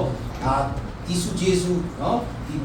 တပီးကကောင်းလို့ဆိုရင်ဒီဖက်ကိုသူ့ကိုထူဆောင်ထားဒီလိုမျိုးလေးတွေတောင်းပြီးတော့ဟိုကတိပြီးတော့သူတို့ကိုလည်းဟင်းမှပြီးတော့အကျဉ်းချုပ်ကောင်းပြီးတာကိုကိုယ်တိုင်ရဲ့စုကျေးဇူးကိုလည်းအသင်းတော်ထဲမှာချီးမွမ်းတတ်တယ်အသင်းတော်ထဲမှာတိခတ်တတ်တယ်အသင်းတော်ထဲမှာချက်ပြုတ်တတ်တယ်အသင်းတော်ထဲမှာတိုက်ရှင်းလာအသင်းတော်ထဲမှာအားပေးတိုက်တွန်းတဲ့နေရာလားဟုတ်တယ်မလားအသင်းတော်ထဲမှာဦးစီးဆောင်တဲ့ဘိုင်းဆိုင်ရလားတော့ဘုံရဲ့ပန္နာကိုသစ္စာရှိစွာထိန်းပြီးတော့နော်အဲ့ဒီလိုမျိုးကောင်းခြင်းဖြစ်တယ်အများကြီးမတူကြဘူးအားလုံးက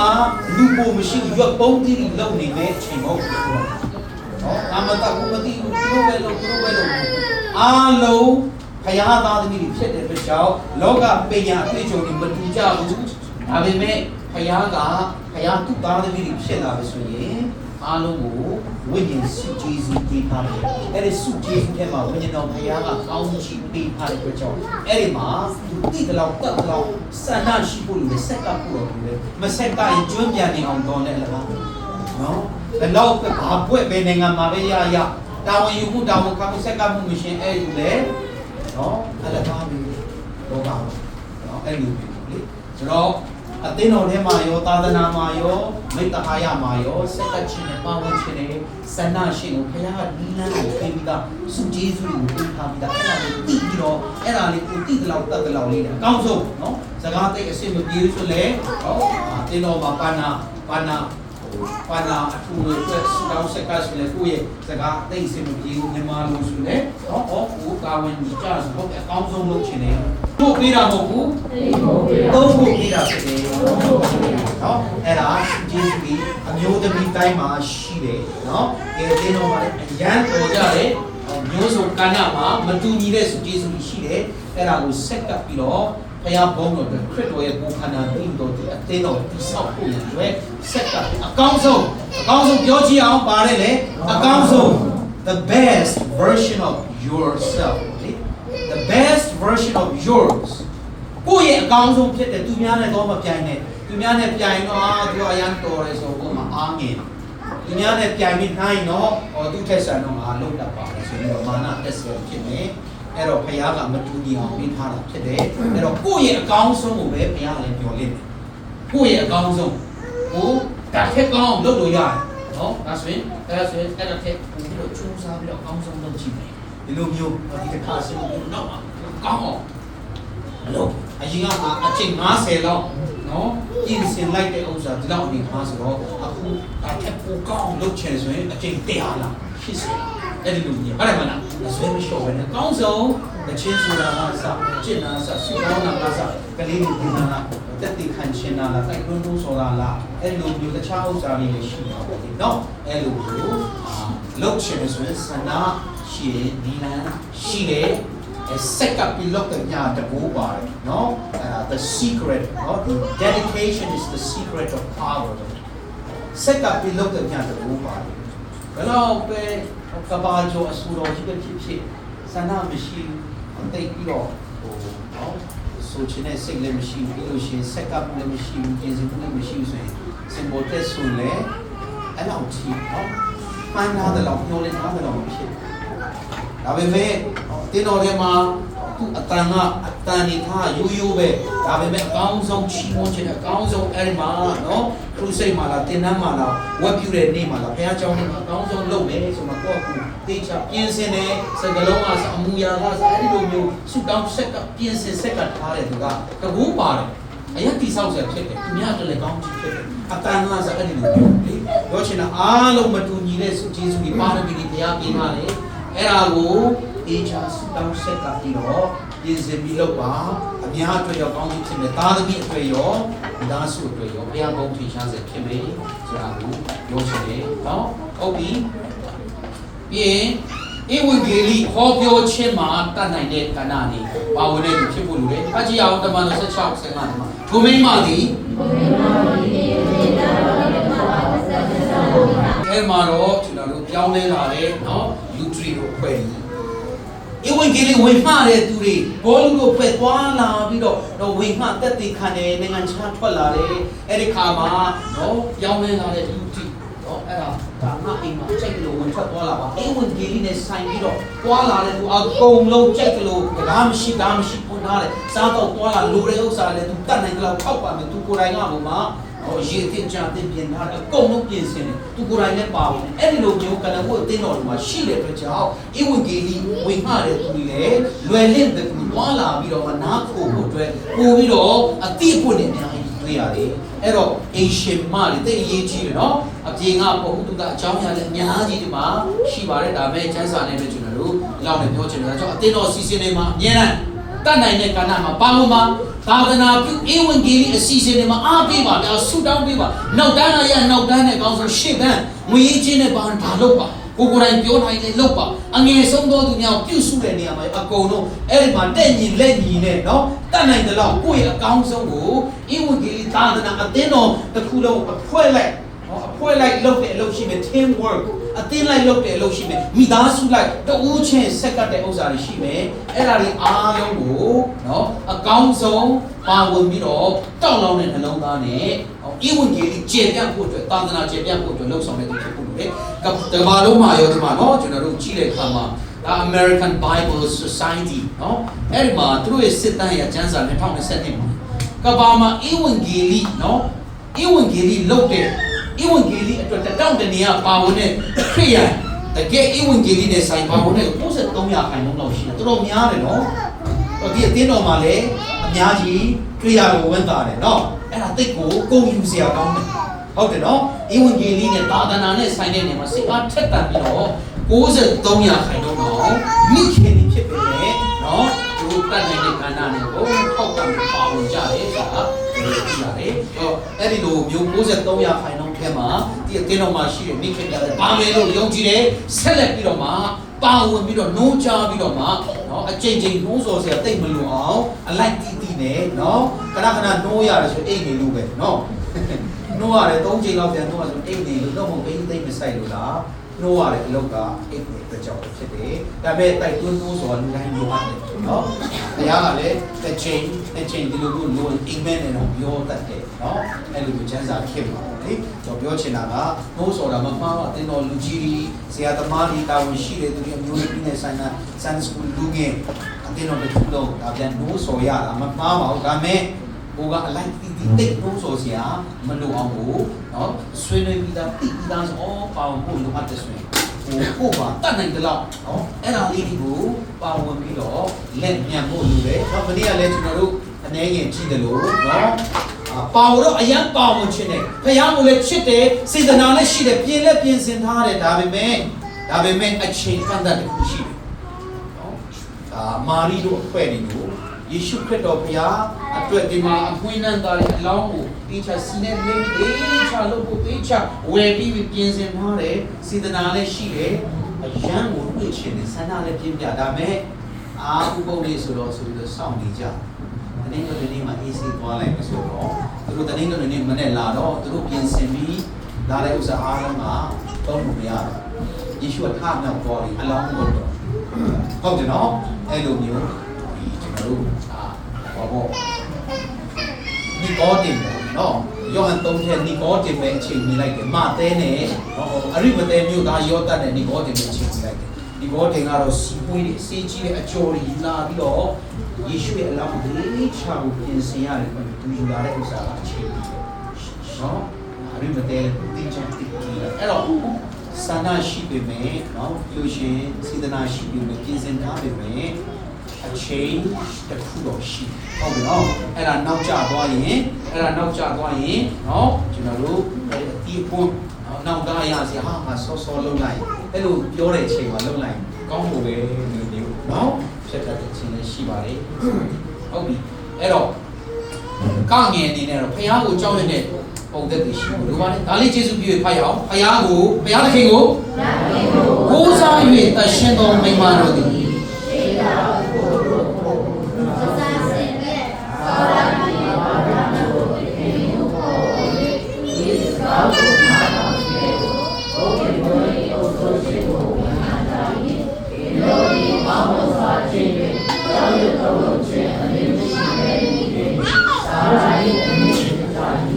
ဒါတော့ပုံသက်ဒီစံနမူနာပေးထားတယ်။စာယာရဲ့တမီးကြီးဖြစ်ဖို့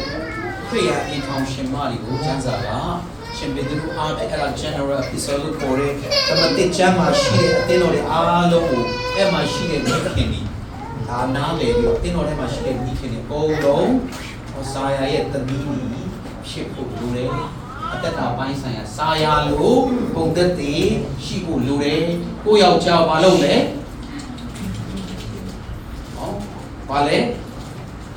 ဘာလို့လဲတရှင်းတဲ့မိမတို့ဒီရှိကထို့သူတစားဆင်ပြီးတော့ပေါ်မှာပြောထားတဲ့ဥစ္စာလေတခြားဥစ္စာတွေထဲရိုးသားတဲ့စိတ်လုံးသားဖြစ်စေတဲ့အရာမျိုးနဲ့တစ္ဆာရှိမှုတွေနဲ့အည်သွေးရှိတဲ့ heart quality လို့ပြောတယ်နော် heart quality နှလုံးသားရဲ့အည်သွေးနှလုံးရည်ပြီးသွားတဲ့ရှင်မမျိုးသမီးဖြစ်လို့လေအပြေမှာတော့ပြောဆိုကျွဲကောင်းပြီးတော့အကောင်းစားတွေဝတ်စားစင်စားတော့သွားလာပြီးတော့အပြင်ပန်းတော့ကောင်းပေမဲ့အတွင်းထဲမှာ hard quality နှလုံးရည်မပြီးသွားတဲ့သက်တာမျိုးမဖြစ်ဘူးပြောထားပြီးတော့ရုပ်စာလာတာဖြစ်တယ်။စာယာဟာအာဗြဟံကိုသခင်လို့ခေါ်တယ်။အဲ့တော့ကိုယောက်ျားကိုသခင်လို့ဒီညနေစာနော်ဟောအဲ့ဒီလိုမျိုးမဟုတ်ပါဘူးသူတို့ရဲ့ရည်ချင်းမှုဟုတ်တယ်မလားပြောချင်တာအပေါ်မှာတောက်လျှောက်ကြည့်ခဲ့တဲ့အတိုင်းယူနေတာလေးစားဟုတ်ပြီနော်အဲ့ဒါကောင်းနေရပါအားဆက်ပြီးတော့အဲ့လိုယူနေဆက်ဆံပြီးတော့ကိုယ့်အကိုနော်ဟိုနားထောင်တယ်စကားနားထောင်တယ်ခင်ဗျတဲ့စကားနားထောင်တယ်ကိုခင်ဗျရဲ့အုပ်ဆိုးခြင်းကိုဝန်ခံတယ်အဲ့ဒါလေးအကုန်လုံးအပေါ်မှာလည်းကြားခဲ့ပြီနော်ဒီကောင်းမွန်စွာကျင့်တယ်ပြောနော်ကိုခင်ဗျနဲ့ပတ်သက်တဲ့ relationship မှာလေးစားမှုယူပြီးမှုအဲ့ဒီလိုမျိုးသူစကားနားထောင်တဲ့အုပ်ဆိုးခြင်းကိုဝန်ခံမှုတောက်လျှောက်ချမ်းသာသူတည်တဲ့ဥစ္စာတွေရှိတယ်ဆိုရင်စာယာရဲ့တမီးကိုတတ်မှတ်ခြင်းခံရတဲ့ချမ်းသာဟုတ်ပြီနော်အဲ့ဒါဒီချင်းဖခင်ကြီးအာဗြဟံရဲ့စနီးဖြစ်တဲ့ဣစာယဟုတ်ပြီအဲ့တော့သူမရဲ့နှိမ့်ချမှုလူညံ့သိမ့်မှုရိုးသားမှုတွေအဲ့ဒါတွေကြောင့်အသင်းတော်ထဲကလူငယ်မျိုးသမီးတွေကပြန်နေအားကြတယ်ဖြစ်နေတဲ့အနေအထားမျိုးကိုချပြတယ်ဖြစ်တယ်အဲ့တော့အဲ့လိုမျိုးစံပြမျိုးသမီးတွေစာယာရဲ့သမီးတွေဒီကောက်ရှင်မတွေမိခင်ဖြစ်ဖို့ရအရေးကြီးတယ်ဆိုတဲ့အကြောင်းပြောလို့တွေ့ရတယ်ဟုတ်ပြီနောက်တစ်ခုကတော့ဖခင်နဲ့အချိန်ယူတာကိုထိန်းသိမ်းဆောက်ရှောက်တတ်တဲ့သူဖြစ်ပါဖတ်ကြည့်အောင်ကျေးဇူးပြုရင်လူကာ30:38ကို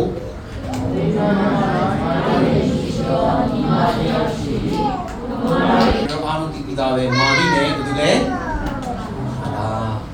မာရီနဲ့မာသာအကြောင်းအရာဖြစ်ပါတယ်နော်မာရီနဲ့မာသာမာရီကတော့ဘာလုပ်လဲတခင်ယေရှုရဲ့ခြေတော်ရင်းနှံမှာနေပြီးတော့ကိုယ့်ရဲ့ devotion ခရနဲ့အချိန်ယူမှုကိုအမြဲတမ်းတန်ဖိုးထားတယ်အဲ့ဒါကိုမရအောင်အပြည့်မခံဘူးအမြဲတမ်းနော်အဲ့ဒါအချိန်ပေးတတ်တယ်အဲ့ဒါခရစ်တော်ရဲ့သူချီးမွမ်းသွားတဲ့ဥစ္စာတွေ့ရတယ်ကိုယ့်ရဲ့ devotional life အဲ့ဒါကိုထိန်းသိမ်းနေတဲ့တာမျိုးဒီအလုံးအရန်ရှုပ်နေတော့မှဆုတောင်းဖို့ကျမ်းစာဖတ်ဖို့ဝိညာဉ်ရေးရာကြီးထွားဖို့အတွက်အမြဲတမ်းအချိန်ကိုဖဲ့ယူတတ်တယ်ဒီရှင်မှာအကလေးတွေလှုပ်ရှုပ်နေခင်မို့တဲ့အတွက်စားလိုက်တော့လည်းချက်ပြုတ်တဲ့ရှင်ကိုလှုပ်ရှုပ်တယ်အကြောင်းပြတာနဲ့ပဲဘဝပြီးသွားတာမျိုးမဟုတ်ဖြစ်နေနော်ငါရဲ့တန်ဖိုးရှိတဲ့အချိန်တွေကိုဒီဖို့ချောင်းမှာပဲပုံသွားနေဆိုတော့အဲ့လိုမျိုးလုပ်ရတယ်မှန်တယ်ဒါပေမဲ့နော်အချိန်စုတောင်းကျမ်းစာဖတ်ဖရားနဲ့အချိန်ယူဖို့အချိန်လေးအများနဲ့ဖဲ့ယူတဲ့ပါနဆိုတဲ့ဖဲ့ထားတဲ့ဖြစ်ဖို့ဘာလို့လဲဝိညာဉ်ရေးရမှာလေကြီးပွားရေးချင်တာဖို့အဲ့ဒီလိုမျိုးအသက်တာရှိဖို့လိုပါတယ်ကဲကျွန်တော်တို့နော်နောက်ဆုံးအချက်ဒီမှာဒီ slides လေးရဆိုတော့ကိုယ့်အတွက်လည်းပဲကိုဂယုစိုက်တဲ့သူဖြစ်ဖို့လိုတယ်နော်ဝိညာဉ်ရေးအတွက်ဂယုစိုက်ပါကိုယ့်ရဲ့ဝိညာဉ်အခုနလည်းပြောပြီးဖတ်ကြည့်အောင်တတိလေးရှိကိုကာယကိုစတဲ့ဖျားနဲ့ဆိုင်တဲ့တမလွန်နဲ့ဆိုင်တဲ့နောင်ကာလနဲ့ဆိုင်တဲ့ဝိညာဉ်ရေးရာနဲ့အထက်ရာနဲ့ခါရနဲ့ဆိုင်တဲ့ဥစ္စာတွေအတွက်လေကိုဂယုစိုက်တဲ့နေရာမှာခန္ဓာစိတ်ဝိညာဉ်ရှိတာဟုတ်ဒီမှာပိုင်းတော့ပါဝိညာဉ်ပိုင်းဆိုင်ရာကိုလေဂယုစိုက်တတ်တဲ့သူတွေဖြစ်ဖို့တိတ်ကိုအရေးကြီးတဲ့အကြောင်းကာယပိုင်းဆိုင်ရာဒီမှာ exercise လို့ပြောတယ်အားကစားကလည်းအကျိုးတော်ရှိပါတယ်ဒါပေမဲ့အတိုင်းအတာတစ်ခုအထိပဲအကျိုးရှိတယ်ခန္ဓာပိုင်းဆိုင်ရာဒါပေမဲ့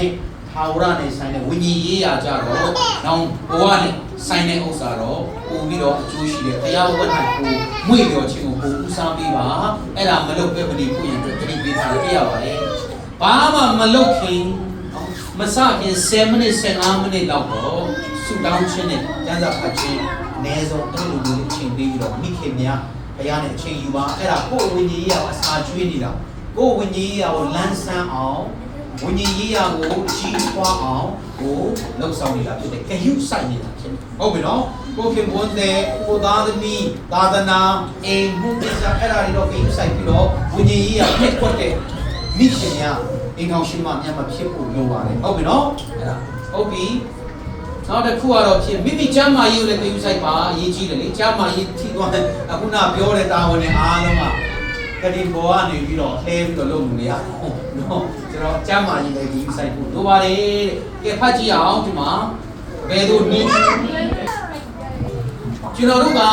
အဝံဂေလိဦးစားပေးတယ်မဟာစေခိုင်းချက်အဲ့ဒီအသေးတော်လည်းဖြစ်တဲ့တိတ်ပုံယူစေကောင်းတယ်ဝန်တာစေကောင်းတယ်နော်ဝိညာဉ်ပိုင်းဆိုင်ရာအရေးကြီးကြောင်းဘာပဲဖြစ်ဖြစ်ဒီဥစ္စာကျွန်တော်တို့ဦးစားပေးတယ်တိတ်ကောင်းတယ်အရင်ကောင်းတယ်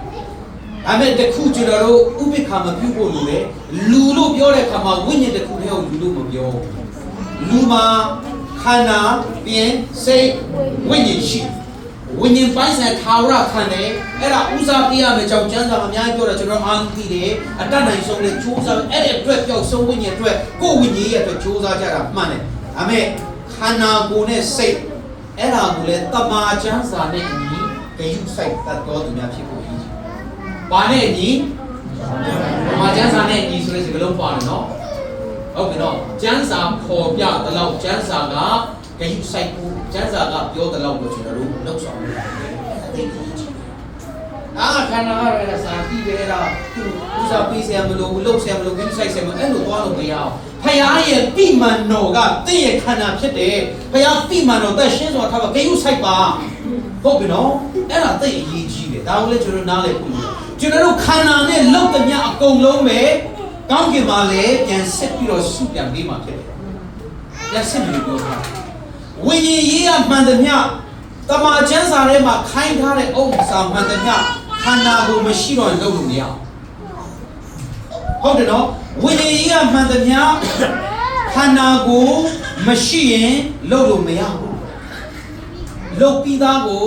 ကောင်းကင်ရောက်တဲ့ဆိုရင်စုပေးဖို့ဒါပဲရှိတယ်အဲ့တော့ခန္ဓာကိုယ်နဲ့ပတ်သက်ကျမ်းစာထဲမှာအများကြီးမှာချက်ပြောတော့ယေရှုလည်းအများကြီးကိုတပည့်တော်တွေရောသူကိုယ်တိုင်ရောနားယူတဲ့ချိန်ရှိတယ်။ဘာမောလာတဲ့ခါနားယူတယ်ဒီတော့ဖို့လေတပည့်တော်တို့လည်းတောက်ဆောင်လူအုပ်ကြီးအနာရောဂါငြိမ်းစူတောင်းပေးတရားဟောအဲ့ဒါတွေမင်းတို့အဲ့ဒါတွေအကုန်လုံးထားခဲ့အခုလာအားနဲ့သွားဆိုစိတ်တွေနဲ့သွားပြီးတော့ခြေလေးပေါ်ပြီးတော့အဲ့မှာအေးစစ်စစ်အနာယူအစာစားကြအောင်ဆိုတော့ပြောတာလည်းတွေ့ရယေရှုကိုယ်တိုင်နားတာလည်းတွေ့ရစံပြလောက်တာလည်းတွေ့ရခန္ဓာပိုင်းဆိုင်သူလည်းလူစားတိလာခံတဲ့အခါမှာခန္ဓာပိုင်းဆိုင်ရလေတမန်တရားနဲ့ဒီဂိမ်းစိုက်တဲ့နေရာစိုက်ဖို့ရအတွက်ဒီလိုလေယေရှုကသူရှိလာတဲ့သူတွေကိုနော်ငါလုံးအစာကျွေးအဲ့ဒါတွေကခန္ဓာအတွက်လေဟုတ်တယ်နော်ခန္ဓာကိုယ်လေဘုရားကဂိမ်းစိုက်တယ်ဘုရားကျွန်တော်တို့သူ့သားသမီးလေဂိမ်းစိုက်ဖို့အလိုရှိတယ်ကျမ်းမအောင်ဘုရားရဲ့ပြိမှန်တော်ဖြစ်တဲ့အတွက်ကျွန်တော်ဒီခန္ဓာကိုယ်ကိုဂိမ်းစိုက်ရမှာဖြစ်တယ်ဘုရားခိုင်းတဲ့ညအကုန်လုံးကခန္ဓာကိုယ်မရှိမကျမ်းမာဘူးမထနိုင်ဘူးဆိုရင်နော်စိတ်ထဲနဲ့စတောင်းနေရနေပါဒါပဲလုပ်လို့ရမယ်ခြောက်စာဟိုထိလက်ရောက်စိတ်ပါကိုရောက်သွားလို့နိုင်လို့မရအဲ့ဒါကြောင့်ခန္ဓာစိတ်ဝိညာဉ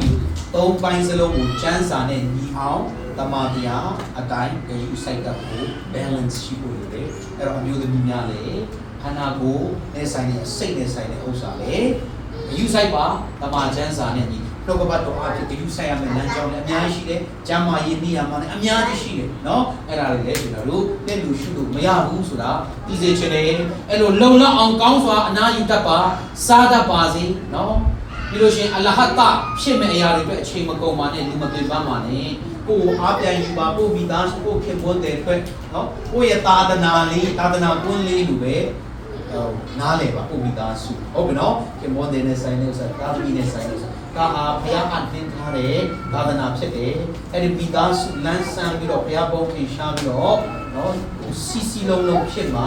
ကိုပါဝင်တဲ့အသင်းတော်ဆိုတာလေမိသားစုပြီးပေါင်းစပ်ထားတာလေဟုတ်ကဲ့နော်အသင်းတော်လည်းပဲအဲ့လိုဖြစ်လာဖြစ်တယ်အဲ့ဒါကိုကနေစဖို့လိုတယ်အသင်းတော်တကဘာလုံးလုံးထားဖို့ပဲကြီးကျယ်တောင်းနေတယ်ဆုလားကိုယ်တိုင်ကဝင်လုံးထားနိုင်သေးဘူးအဲ့လိုမျိုးလေအဲ့လိုပြောလို့ကဘာလုံးအတွက်ဆုတောင်းတယ်လို့ဆုလို့တောင်းရမှာပါဒါပေမဲ့နိုးထားကိုယ်တိုင်ကစမယ်ကိုနိုးထားမှာကိုမိသားစုနိုးထားလာမယ်နော်ကိုအတင်းတော်နိုးထားလာရင်တခြားအတင်းတော်တွေစံနမူနာယူစေအေဝံဂေလိဝေခတဲ့နေရာမှာအရန်အားကြပြီးတော့အဲ့ဒီတိုင်းလိုက်လာသင်ကြားပြီးခိုင်းမယ်ချီးမွမ်းခြင်းဟုတ်တယ်မလားဟိုဒီကချင်းခုလိုချက်တခြားကဏ္ဍတွေအများကြီးကောင်းကြီးဖြစ်နေကြတယ်ရှိပါတယ်ဟုတ်ပြီအဲ့တော့ကျွန်တော်တို့အားတဲ့ဖတ်ကြည့်အောင်တုတ်တန်31စက်ကိုလေကိုကျင့်တီလာနဲ့ပြီးဆုံးအောင်အဲ့ဒါတွေခိုင်ခန့်အောင်ကိုယ့်ရဲ့ technology ကိုခိုင်ခန့်အောင်ထိသိဖို့ပြောပါတယ်။အဲ့မှာတော့မြန်မာကျမ်းစာမှာလည်းတက်ပြီးတော့ဒီရဲ့တော့ကိုကျင့်တဲ့ခါပုံစံရေးထားဒါပေမဲ့ကိုယ့်ရဲ့ technology ကိုတုံးထားတယ်။ကိုယ့်ရဲ့ကျင့်ဝတ်ကိုကျင့်တဲ့ခါကိုလည်းထိသိဖို့လိုပါတယ်။လူညံသိမ့်မွေးတဲ့စကားပြောတတ်ဖို့နော်ပြောပါဘာမှမလုပ်ခင်စဉ်းစားပါအမြန်ခွန်းလို့တက်ခွန်း တော့တတ်တယ်မနာလိုဝန်တိုတာတွေခါးသီးမှုတွေအသိနှမ်းစာယူတယ်လို့ပြောဟုတ်ကဲ့နော်ဒါပေမဲ့စံနမူနာကြတော့ तू အသက်တာကောင်းတယ်တိဆောက်ဆရာတွေပဲပုံသက်တင်အရန်ကောင်းတဲ့ခါမှာ तू လည်းကိုလည်းသူ့လိုဖြစ်အောင်အဲ့ဒီလိုမျိုးအသက်ရှင်ကိုရန်ဆိုစံနမူနာစံနှုံးအားပြီးတော့လိုက်ရှောက်ရမယ်ဥစ္စာနဲ့မလိုက်ဖို့မလိုက်မိအောင်မဖြစ်မိအောင်သင်ထားမယ်ဆိုတာသင်ခန်းစာလိုက်လို့ရမယ်ဥစ္စာကဘာလဲလဲစံနမူနာပြောကြည့်အောင်စံနမူနာဘာလဲလဲလိုက်လို့ရမယ်ဥစ္စာသင်ခန်းစာကမလိုက်ရမယ်ဥစ္စာမလွဲစီနဲ့နော်တွေ့တယ်များအားလုံးလိုက်ဖို့ကဲဟုတ်ပြီပထမဦးဆုံးကျွန်တော်တို့သင်ခန်းစာယူဆရာမိခင်သင်ခန်းစာယူဆရာဆိုတော့အသက်ကကောင်းတယ်ပါအဲ့ဒါကိုသင်ခန်းမိခင်ပြတမချမ်းစာလေးရပဲနော်ဒီနေ့တောက်လျှောက်ကျွန်တော်တို့ပြောတာဒီငါဥစ္စာတွေတိတ်မပြောဖြစ်ဘူးနော်ဟုတ်ပြီကဲနံပါတ်1အေးဝါခဏရောက်ပဲကျွန်တော်ကြည့်မယ်ဒီမှာနော်သင်ခန်းစာယူဆရာအေးဝါအဘောက်ချမ်းတော့သူ့အကြောင်းအကုန်လုံးမပြောအားလုံးသိတယ်ဖယားစကားနားထောင်လားသူတတ်နေဘူးလေယူဖယားစကားသိသိချင်းနေဖယားစကားနားထောင်လို့ကိုယ်တိုင်အတီးကိုသွားစားတယ်သူကိုယ်တိုင်စားတာမပြီးဘူးကိုယောက်ျားကိုခင်ပွန်းကိုလည်းမဟုတ်တာလုပ်ဖို့မရမကတိမ်သွင်းနဲ့တွေးဆောင်တဲ့မိန်းမပြီးခင်ရောဖြစ်အေးဝါတက်တာရတိမ်ဟန်းစီမှာဟုတ်ပြီနော်ဖေးရန်ယုံကြည်သူပြီးခင်များအဲ့ဒါကျွန်တော်တို့သတိထားဖို့လိုတယ်နှုတ်ကပတ်တော်နဲ့မညီဘူးအရာအလိုနဲ့မညီဘူးတမန်အာစီဝမကြောင်မတတ်ရှင်းတယ်ပဲပြီးမှဖြစ်တယ်သူကတွေးဆောင်ခံရတဲ့အခါမှာအဲ့ဒါငါတို့လုံကိုယ်တိုင်လည်းလုံကိုဆုံးတဲ့လုံလာတယ်ကိုယောက်ျားကမရမကအဲ့ဖက်မဟုတ်တဲ့ဖက်ရောက်သွားအောင်အရာအလိုမရှိတဲ့ဖက်ကိုမရမကချော့လိုက်ခြောက်လိုက်နဲ့ဆွဲပေါ်သွားတဲ့ဥစ္စာကအိမ်ဝါတက်တာတွေကတိမ်ဟန်းစာယူရမယ့်ဥစ္စာဖြစ်တဲ့အင်းရှင်းပါဗျာဟုတ်ပြီနော်ဒါကဘာလို့ဒုက္ခရောက်ဖျားနဲ့ဝေးသွားရတဲ့စာနော်ကျွန်တော်ဒီဘုရားစာရမလည်းမနေ့ကလည်းပြောတယ်လို့အာရတယောက်ဖက်ရှိတဲ့ချိန်စုံစမ်းခြင်းစာရမလာသေးဘူးမိမအယောက်အိမ်ထောင်စမှာဝိုင်းဝန်းအိမ်ထောင်ဖြစ်ချင်နော်ဟုတ်ပြီဒုတိယသင်္ခါစာယူရမယ်သူကဘာတူလဲလေလောကရဲ့မယားနာမည်တော့မပေါ်ပြအောင်တမန်ကျမ်းစာမှာကပ္ပဦးကျမ်းစကူမှာချိန်တွေ့ရတယ်တမန်ကျမ်းစာထဲမှာအမျိုးသမီးရဲ့နာမည်စုစုပေါင်း300နဲ့330ကျမ်းမှာရှိတယ်အဲ့တော့ပေါ်ပြထားတယ်နာမည်နဲ့တကွာအဲ့ဒီထဲမှာလောကမယားတော့နာမည်နဲ့တကွာမပေါ်ပြတဲ့ပြင်အမျိုးသမီးတွေ300ကျော်လောက်ကျမ်းစာမှာပေါ်ပြတဲ့ထဲမှာနော်လောကမယားထဲကိုပဲ remember အောက်မေ့တရိယာမှာပြောတာရှိအောက်မေ့တရိယာနဲ့အမျိုးသမီးကျမ်းစာထဲဆိုလောကမယားတယောက်ပဲရှိအဲ့လောက်တောင်မှတ်မိစရာပါရှိတယ်ဟောဘာတရိယာမှာလဲလောတာစနီသူ့နာမည်လည်းမသိဆိုသူ့နာမည်ကကျမ်းစာမှာမပေါ်ပြတော့ဒါပေမဲ့ဂျူရီရဲ့သမိုင်းအစ္စရေးလူမျိုးရဲ့သမိုင်းမှာတော့အတိုမဟုတ်ရင်edit နော် edit အဲ့ဒီသူ့နာမည်အဲ့ဒါဖြစ်တယ်တဲ့သူတို့ရဲ့သမိုင်းကြောင်းကိုလေတို့ကတော့ကျမ်းစာမှာပါတဲ့ကြောင်းဘုရားလူသားတွေမှတ်ထားမယ်လောတာရဲ့တရားလို့ပြောရပါတယ်ဖယားစကားနားမထောင်မနဲ့အပေါင်းကျမ်းဆက်ကိုဆိုရင်နောက်ထည့်မကြည့်ဘူးလားမကြည့်နဲ့လို့ပြောတာတော့နောက်ထည့်ကြည့်တယ်ကြည့်ကိုကြည့်ချိန်ခဲ့နော်တော်တော်လေးကိုတောတုံနဲ့ကောမရာမျိုးကိုအဆက်တွေဖြစ်နေစိတ်ဝင်စားတဲ့ဘောရှိတယ်ပြီးနောက်ဆုံးပါဖြစ်သွားလဲစားတိုင်းကတော့အိမ်မှာတော့ဟင်းချက်တဲ့စီထည့်လို့ရအဲ့လိုမျိုးပေါ့နော်တကယ်တင်းချမ်းရှောက်ခံရအချို့လေးလာဒီနေ့ထီအောင်ရှိတဲ့သဘောမျိုးမှာရတာလည်းရှိတယ်တခါလိုက်နော်ဘဝကဒီကုန်းချုပ်တချူလို့လည်းမရနော်အဲ့လိုမျိုးရှိတယ်စားတိုင်းဖြစ်သွားတယ်သူတစ်ဖြစ်တော့တုံညို့ရဲ့သူ့စိတ်ကိုတတ်မဲ့ပြီးတော့မစွန့်လွတ်နိုင်ဘူးလောကီစီစဉ်ကိုနှမျောတယ်ဘာလို့နောက်ထည့်ကြည့်တာလဲဆိုသူတပေါ်ဝါလုံးရှာဖွေထားတဲ့ဖယားမီးမိုးနဲ့ဖြစ်စီးတဲ့ဥစ္စာကြီးအရန်နဲ့မျိုးနဲ့လိုချင်တဲ့လောကရဖယားကတော့တုံနဲ့ကောမရာမြို့ထဲမီးမိုးနဲ့အဲ့ဒီတမျိုးလုံးတေးခြင်းပြည့်စည်မဲ့လောင်ကျွမ်းသွားမဲ့ဥစ္စာကြီးကဲတင်တာတော့ဖယားရဲ့ကဲတင်ခြင်းခံစားပြီးတဲ့အရင်ကဘဝဟောင်းအတိတ်ဟောင်းအဲ့ဒီမှာတတ်မဲ့ပြီးတော့ပျော်ပါခဲ့တဲ့ဥစ္စာတွေကိုမရရအောင်ပါပြန်ဖြစ်လေပြန်လိုချင်တဲ့နှမျောတယ်ဟာဆုံးရှုံးရမှာအရန်ကိုတတ်မဲ့တဲ့နှမျောတယ်တတ်တာမဟုတ်တဲ့ဥစ္စာတွေကိုလောင်စာတွေကိုတတ်လက်ပြီးတော့မှအဲ့ဒီလိုမျိုးလှည့်ခဲ့တယ်နော်အဲ့တော့ယေရှုဖခင်ကလည်းအထူးသဖြင့်ယေရှုဖခင်ပြောတာနော်ဒီမှာလူကာ19:30မှာလောတာရဲ့မယားကိုအောင်မေ့ ဘာအောင်မေးရမှာလဲဒါတရားစီချင်းနဲ့ပတ်သက်ပြီးပြောလာတယ်အဲ့တော့ဘာဖြစ်ဖို့လဲဘာဖြစ်ဖို့လဲဘုရားစကားကိုနားမထောင်တဲ့သူမဖြစ်ဖို့ဘုရားစကားနဲ့မလှဲ့နဲ့ဆိုတဲ့ဘုရားမလှဲ့နဲ့သူကလှဲ့ဘုရားစကားနဲ့ဆန့်ကျင်ဖက်အသက်ရှင်တဲ့အမျိုးသမီးအိမ်ထောင်ရှင်မမိခင်မျိုးပြီးရင်ဘာတော့ဘုရားကယ်တင်ပြီးပေမဲ့ညင်ညူးတဲ့ညစ်ပတ်တဲ့လောကထဲကယ်ပေမဲ့နော်အဲ့ဒါတွေကိုပဲတော်ဝင်ချစ်ပုံစံဖြစ်တာနော်စီစိတ်ကိုချစ်တတ်မဲ့ပြီးတော့ဘုရားရှင်ပြင်ဆင်ထားတဲ့ကယ်တင်တဲ့ဥစ္စာကျေးဇူးတော်ချီးကိုဘုရားပြင်ဆင်ထားတဲ့ရှိတဲ့ဥစ္စာသူရှာခဲ့တဲ့ဥစ္စာကိုညောပြီးတော့မှလောကအရာကိုဆွဲပြီးတော့မှလောဒဇနီးဆိုလောကအရာကိုဆွဲလန်းတတ်မဲ့ပြီးတော့နေတဲ့ဥစ္စာနောက်ဆုံးတော့စားနိုင်ဖြစ်သွားတယ်သူကြည့်တဲ့ဥစ္စာတွေတရားမှာပြန်မရဘူးเนาะနောက်ဆက်တွဲတော်တော်လေးစိတ်မကောင်းစေအဲ့ဒါကြောင့်အဲ့ဒါကိုအရိယာအောင်ပါတော့မိခင်များဘုရားစကားနဲ့စန့်ကျင်တဲ့ပြောင်းပြန်အသက်ရှင်တဲ့ဥစ္စာတွေပရိထားပါအဲ့ဒါအားလုံးပြန်ပြောင်းဖို့လို့ဟုတ်ပြီနော်ယင်ဘုရားပြင်ဆင်ပြီးဘုရားကယ်တင်တဲ့ရည်ရွယ်ချက်ပွားဖို့ရှောင်နှံမှုအသက်တာစိတ်ဝင်စားပဲလောကနဲ့လောကီအရာတွေအာရုံပြုခြင်းနဲ့အောက်စာမျိုးမဖြစ်ဖို့သင်ခန်းစာယူဖို့ဖြစ်တဲ့လောဒစနစ်အဲ့ဒါကိုတရိယာအောင်ပြောတော့တယ်နောက်တစ်ယောက်ကတော့ဖြင်းရဘက်ကာကတော့အများကြီးကောင်းတဲ့ဥစ္စာလည်းရှိဒါပေမဲ့ဒီမှာတစ်ချက်မျက်နှာလိုက်တဲ့အိမ်ထောင်မှာနော်ဒီမှာယာကုပ်နဲ့အေသောသားနှစ်ယောက်ရှိတယ်အဲ့ဒါအေသောကိုချစ်တယ်အေသောမျက်နှာလိုက်တဲ့အေသောပဲကောင်းကြည့်ရစေခြင်းနဲ့ဒီဆက်ကြည့်ပေးမဲ့ကောင်းကြီးရဖို့လိမ့်အောင်လက်တင်လေးတယ်ဒီလိုလိမ့်တော့မိအဖြစ်ရှိရကောင်းကြီးရအောင်ဆိုပြီးတော့အမျိုးမဟုတ်ကနော်သူ့သားနှစ်ယောက်ပဲအဲ့ဒီထဲမှာတော့မှဖဲချာပြီးဆက်ဆံမျက်နှာလိုက်တယ်မိခင်မျိုးလိုအပ်ရင်လိမ့်ကိုချစ်တဲ့ကလေးကိုတော့မျက်နှာသာပေးပြီးတော့မလုပ်လေကောင်းကြီးရဖို့လေလိမ့်နီးပါတခါလေအမွေပေးလိုက်တင်ပြီးတော့ယာကုပ်ကရောက်တဲ့နေတိုင်းလိမ့်ဖြစ်အဲ့ဒီလိုတော့ဒါမျိုးမိခင်များဟိုသားမျိုးဘုရားမိဖတဲ့သားသမီးတွေကိုချစ်တယ်ပို့ပြီးတော့ဟောဖြစ်တယ်ဘုရားအားလုံးတန်းတူညီဘူးဘုရားလိုတဲ့ညီတမတရားနဲ့ညီလောက်ပါရပက်ပါအသက်တာတွေကဒီတောက်လျှောက်နော်သူတို့မိသားစုအကုန်လုံးရှင်ပွဲနေရညီကိုတယောက်လည်းရန်သူဘောဖြစ်သွားယာပုတ်တော်ကြာကြီးသွားနေပြီးကောင်းကြီးတွေနဲ့သားသမီးတွေမိန်းမတွေနဲ့ပုံစံတွေနဲ့ဥစ္စာချောက်ကိုလာတော့ဟဲ့ဆိုပြီးတော့လာကိုကတော့လာကျူဖို့ပါပဲလာကျူဖို့ဒါမဲ့ဒီခက်ကလိန်ထားတာအရင်ကဆက်လန်းနေတယ်တတိယအရင်ကြောက်နေတယ်အဲ့တော့ကြောင့်နောက်ဆုံးမှာပဲသူနေပြီးတော့တူးတွေနဲ့သူဖိမနဲ့ကလေးရှိတယ်အရင်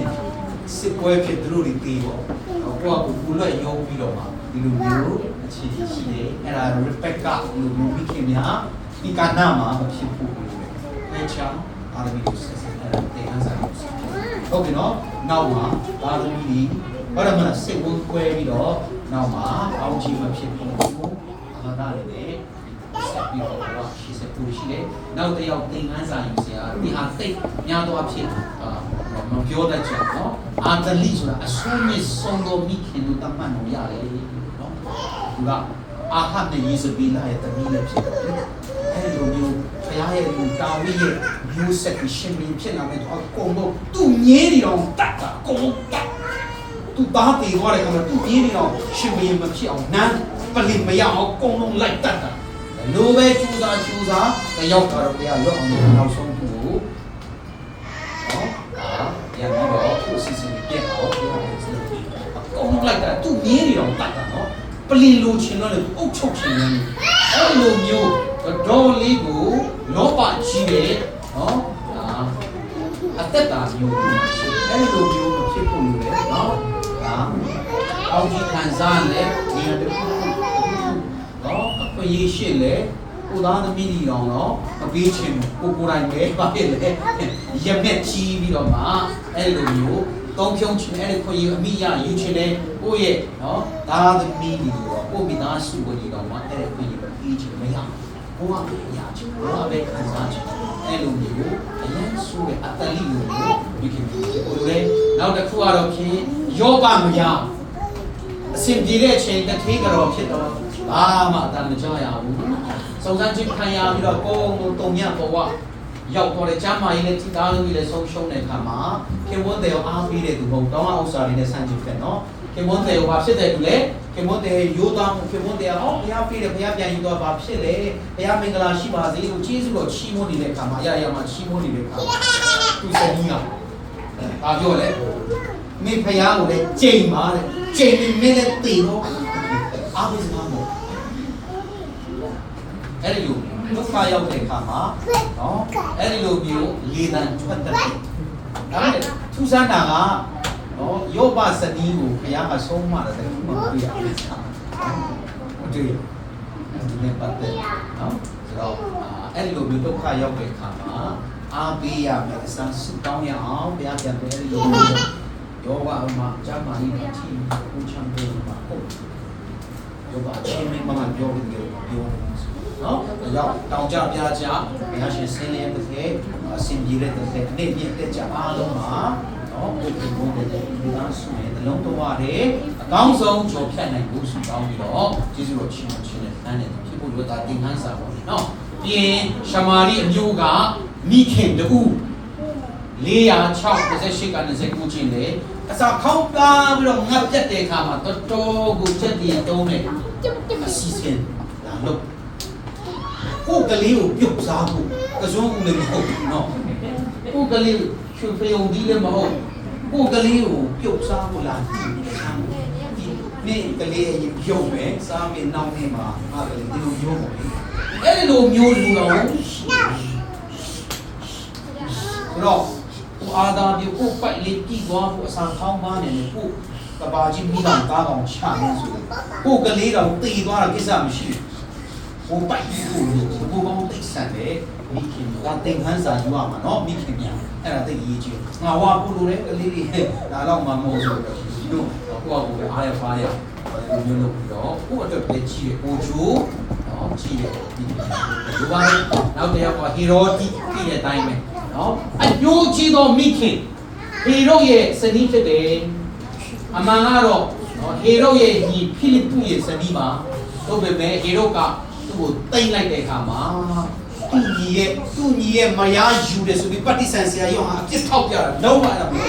မသိတော့ဘုရားမကြိုက်ဘူးမဖြောက်မှတ်တဲ့ဥစ္စာလုပ်တယ်ဆိုတော့ပြောတဲ့အခါမှာနော်သူကတော့ညီကိုနှစ်ယောက်စလုံးရတော့သူကတော့ပဋိဆန်ဆရာရောဟာညှိုးနေကြည့်တယ်အဲ့တော့သူ့မွေးနေ့မှာသူ့သမီးလေးကတော့ကျန်းစာမပေါ်ပြောင်း slow me လို့တမိုင်းမှာတွေ့ရတယ်သူ့သမီးလေးကိုကခိုင်းပြီးတော့ဟာနော်ဟေရုကအရန်ဟိုဘာဖြစ်လဲအရန်ပျော်ပြီးတော့ကြိုက်တာတောင်းတိုင်းပြည်တော်တောင်ပြေးမယ်စသဖြင့်တတိတိပေးတဲ့အခါမှာသူ့ဘေးရှိပြန်လာပြီးတော့ဟေရောတိကိုကလေးပဋိဆန်ဆရာယောဟန်ထောင်ထဲရောက်နေတဲ့အချိန်ပဋိဆန်ဆရာယောဟန်အကျိုးရှိတယ်သူအပြစ်လုပ်တာမဖြစ်တဲ့တော့ထောက်ပြတယ်အကျိုးရှိတော့ဒီလိုကဒီလင်ပန်းနဲ့ပဋိဆန်ဆရာယောဟန်ရဲ့ကောင်းပဲပြီးပါတော့ပြောဆိုပြီးတော့ကိုသားသမီးကိုဘာတော့ကလေးစားချီကိုထောက်စစ်မှားတယ်နော်စစ်တဲ့နေပြီကိုသားသမီးအနာဂတ်ကိုအကုန်လုံးနော်အဲ့လိုမျိုးဘုရားရဲ့ prophet တယောက်ကောင်းဖြတ်ပြီးတော့တည်ရအောင်တတ်ဖို့ပဲကြံစည်တဲ့နေရာမှာခရီးရတော့တော့ချတယ်ဒီခေယုံဖြစ်သွားတယ်နော်အဲ့တော့ပြင်ချင်းစရာယောဟန်ကောင်းဖြတ်တတ်ခံရတာအဲ့တော့နော်မိခင်များမျိုးကြီးပြီးတော့ကိုသားသမီးတွေကိုနော်ကလေးစားချေဖို့နော်သူတို့နေငါတို့နော်သူတို့ဖြစ်တယ်မတည့်ဘူးဟုတ်တယ်မလားသူကလေးစားချေအောင်ဆိုမဟုတ်တယ်ဒီလားတရားမကြိုက်တဲ့တမန်တရားနဲ့မကြိုက်တဲ့ဥစ္စာကိုနဲ့ဖြစ်ခဲ့တဲ့ဇလန်းတွေဟုတ်တယ်မလားမကျေနပ်တာတွေအဲ့ဒါလေးအတွက်ကိုသားသမီးတွေရဲ့အနာဂတ်ကိုမရိုက်ချိုးပါနဲ့နော်အမဲဆက်မတော့ပါနဲ့ဟုတ်ပြီနော်အဲ့ဒါအညွတ်မချိုးပါနဲ့ဟုတ်ပြီနော်ခုလိုတိခံဖို့ကောင်းတာတွေပဲတင်ပေးပါလို့ဟုတ်ကဲ့ကျွန်တော်တို့အချိန်နဲ့ပြီးလာပြီဆိုတော့ဒီဟာလေးကြည့်ပြီးတော့ဒီကိုချုပ်မယ်နော်ဒီမှာတော့6လောက်အမြန်ကြည့်အောင်နော်စံနမူနာထားတိုက်တဲ့အမျိုးသမီးနော်အရေးကြီးဆုံးခုပဲလာပြီနော်ဟုတ်ပြီစာရပါတယ်လေဣဇရဲ့မိခင်အသက်ကြီးတဲ့အထိဖယားကဂတိတော်ဖယားရဲ့ဂတိတော်ဆွဲလန်းပြီးယုံကြည်ခဲ့တယ်ဒီပြဆက်တဲ့မှာလည်းပတ်တန်းတယ်နော်ဖယားရဲ့ဂတိတော်လေးဆွဲလန်းပြီးတော့ယုံကြည်ခြင်းနဲ့သွားအဲ့လိုမျိုးမိခင်အင်ထောင်ရှင်မဒီဖြစ်ပါစေဟုတ်ပြီနော်နောက်တစ်ယောက်ကတော့ဖြင့်ဒါဒီမှာကျမ်းစာမှာလည်းရေးပြီးထားတယ်နောက်တစ်ယောက်ကဘာတူလဲဆိုရင်ဟာနာဗါတယ်လေမြုံနေပေမဲ့အထူးဆူတောင်းတယ်ဘုရားရှိခိုးသားရဖို့လောက်ပဲအိမ်မှာနှောက်ရှက်မှုတွေမျက်ရည်မျက်ခွက်နဲ့ရှိနေစီနှလုံးသားသွင်းအထူးဆူတောင်းတယ်ရိုးရိုးဆူတောင်းတာနှလုံးသားသွင်းတော့ပါဇက်ကတော့မပြောနိုင်ဘူး နှလုံးသားလေးကသွန်းလောင်းပြီးတော့ဘုရားခံမှာဆုတောင်းတဲ့အခါမှာဘုရားကရှမွေလမပေးလားရေးတယ်ရှမွေလပေးတဲ့ပြင်ရှမွေလကိုလည်းဘုရားနိုင်ငံတော်ကိုဆက်ဆက်ထားလိုက်အဲ့ဒီခါမှာရှမွေလအထက်မှာအခြားသားသမီးတွေဘုရားက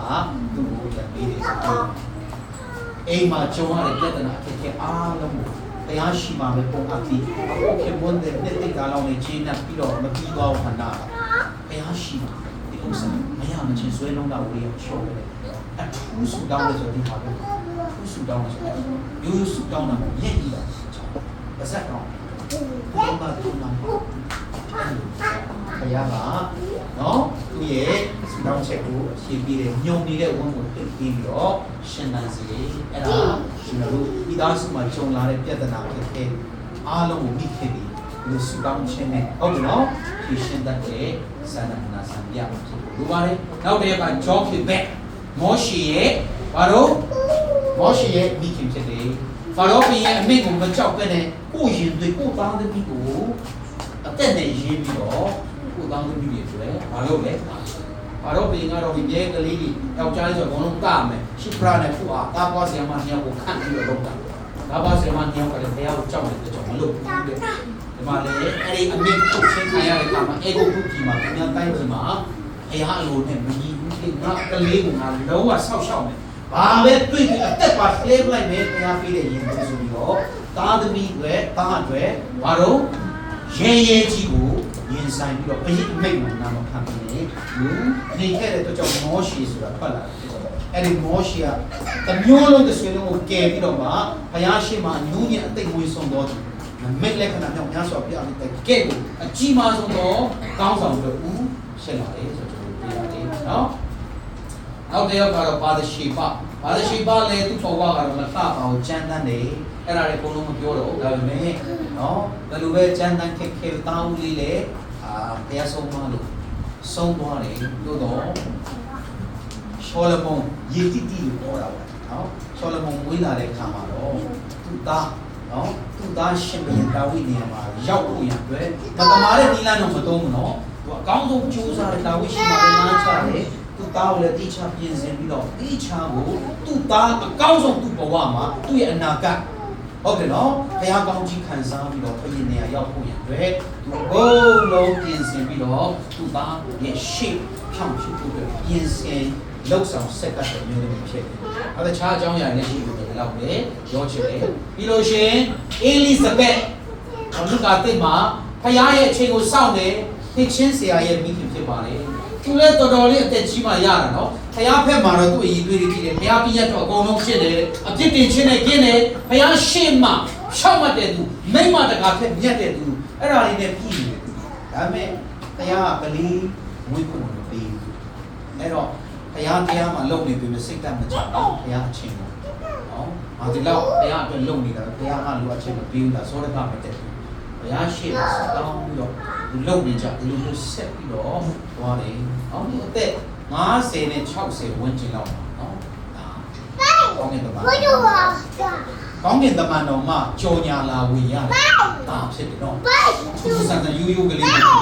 ကောင်းကင်တမန်ကတော့မွေးလာမဲ့တောင်ချိန်ညာတာကျမ်းစာတစ်လျှောက်လုံးမှာ4ချိန်5ချိန်ပဲရှိတယ်ယေရှုခရစ်တော်အဲ့မှာအေလိဇဘက်ရဲ့တာပါတိဆန်ဆီယောဟန်ပေါ့ကောင်းကင်ဘုရားလာချိန်နော်ဒီလိုမျိုးပြင်လေနော်တကယ်အေလိယရဲ့တဘိုးနဲ့နော်လာပြီးတော့မှပြီးလို့ရှိရင်လူမိန်းမမွေးတဲ့ယောက်ျားရဲ့ထဲမှာအမျက်ဆုံးလို့ယေရှုကတော့ပါတိဆန်ဆီယောဟန်ကိုပြောထားတယ်ဒီခရစ်တော်အတွက်မာတူတာဒီနေ့ပြီးစတဲ့ခရစ်တော်တော့ပါတိဆန်ခံပြီးတဲ့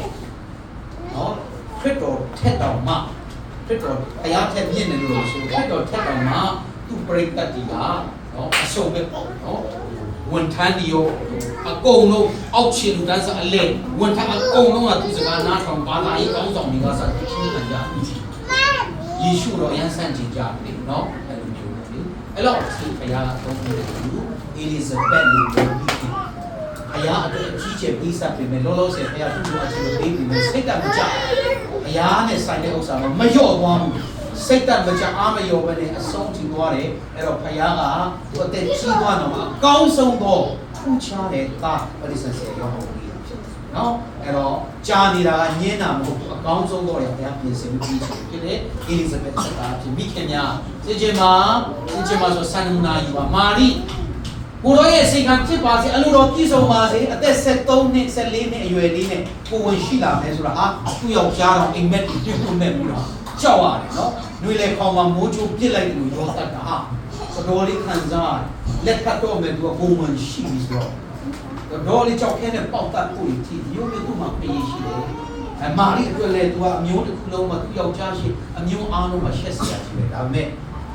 ကိုတိတ်ခါနဲ့ကိုဘဝနဲ့ကိုအိမ်ထောင်ရဲ့အကုန်လုံးကိုရှင်းပြီးတော့ကိုတော့အလိုတိုင်းဖြစ်ပါစေဒီမှာဟာကိုတော့ကျွန်းဝန်ခံတဲ့အတွက်ကြောင့်ကျွန်တော်တို့ကိုပြေတင်တဲ့ယေရှုကအလိုတော်ကိုဘယ်တော့ပဲခက်ခက်ပေးစံလို့ဆိုတာရှိဝန်ခံတတ်တဲ့မိခင်ဖြစ်ပါစေအဲ့တော့အဲ့ဒီမိခင်အားဖြစ်တာအတင်းတော်တစ်ခုလုံးမိသားစုအမျိုးရောဘုရားပေါင်းခင်ရှာကောင်းခြင်းနဲ့လားဖြစ်တာနော်ဟုတ်ပြီနောက်ဆုံးလောဤနဲ့ဦးနဲ့တိမောသေရဲ့အဖွားနဲ့ဘာလို့အမေဖြစ်တယ်သူတို့ကတော့ဘာဖြစ်လဲ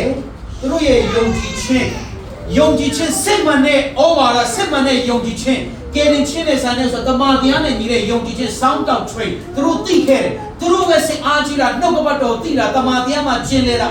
အမေနဲ့အဖွားအဲ့ဒါထဲမဟုတ်ဘူးနော်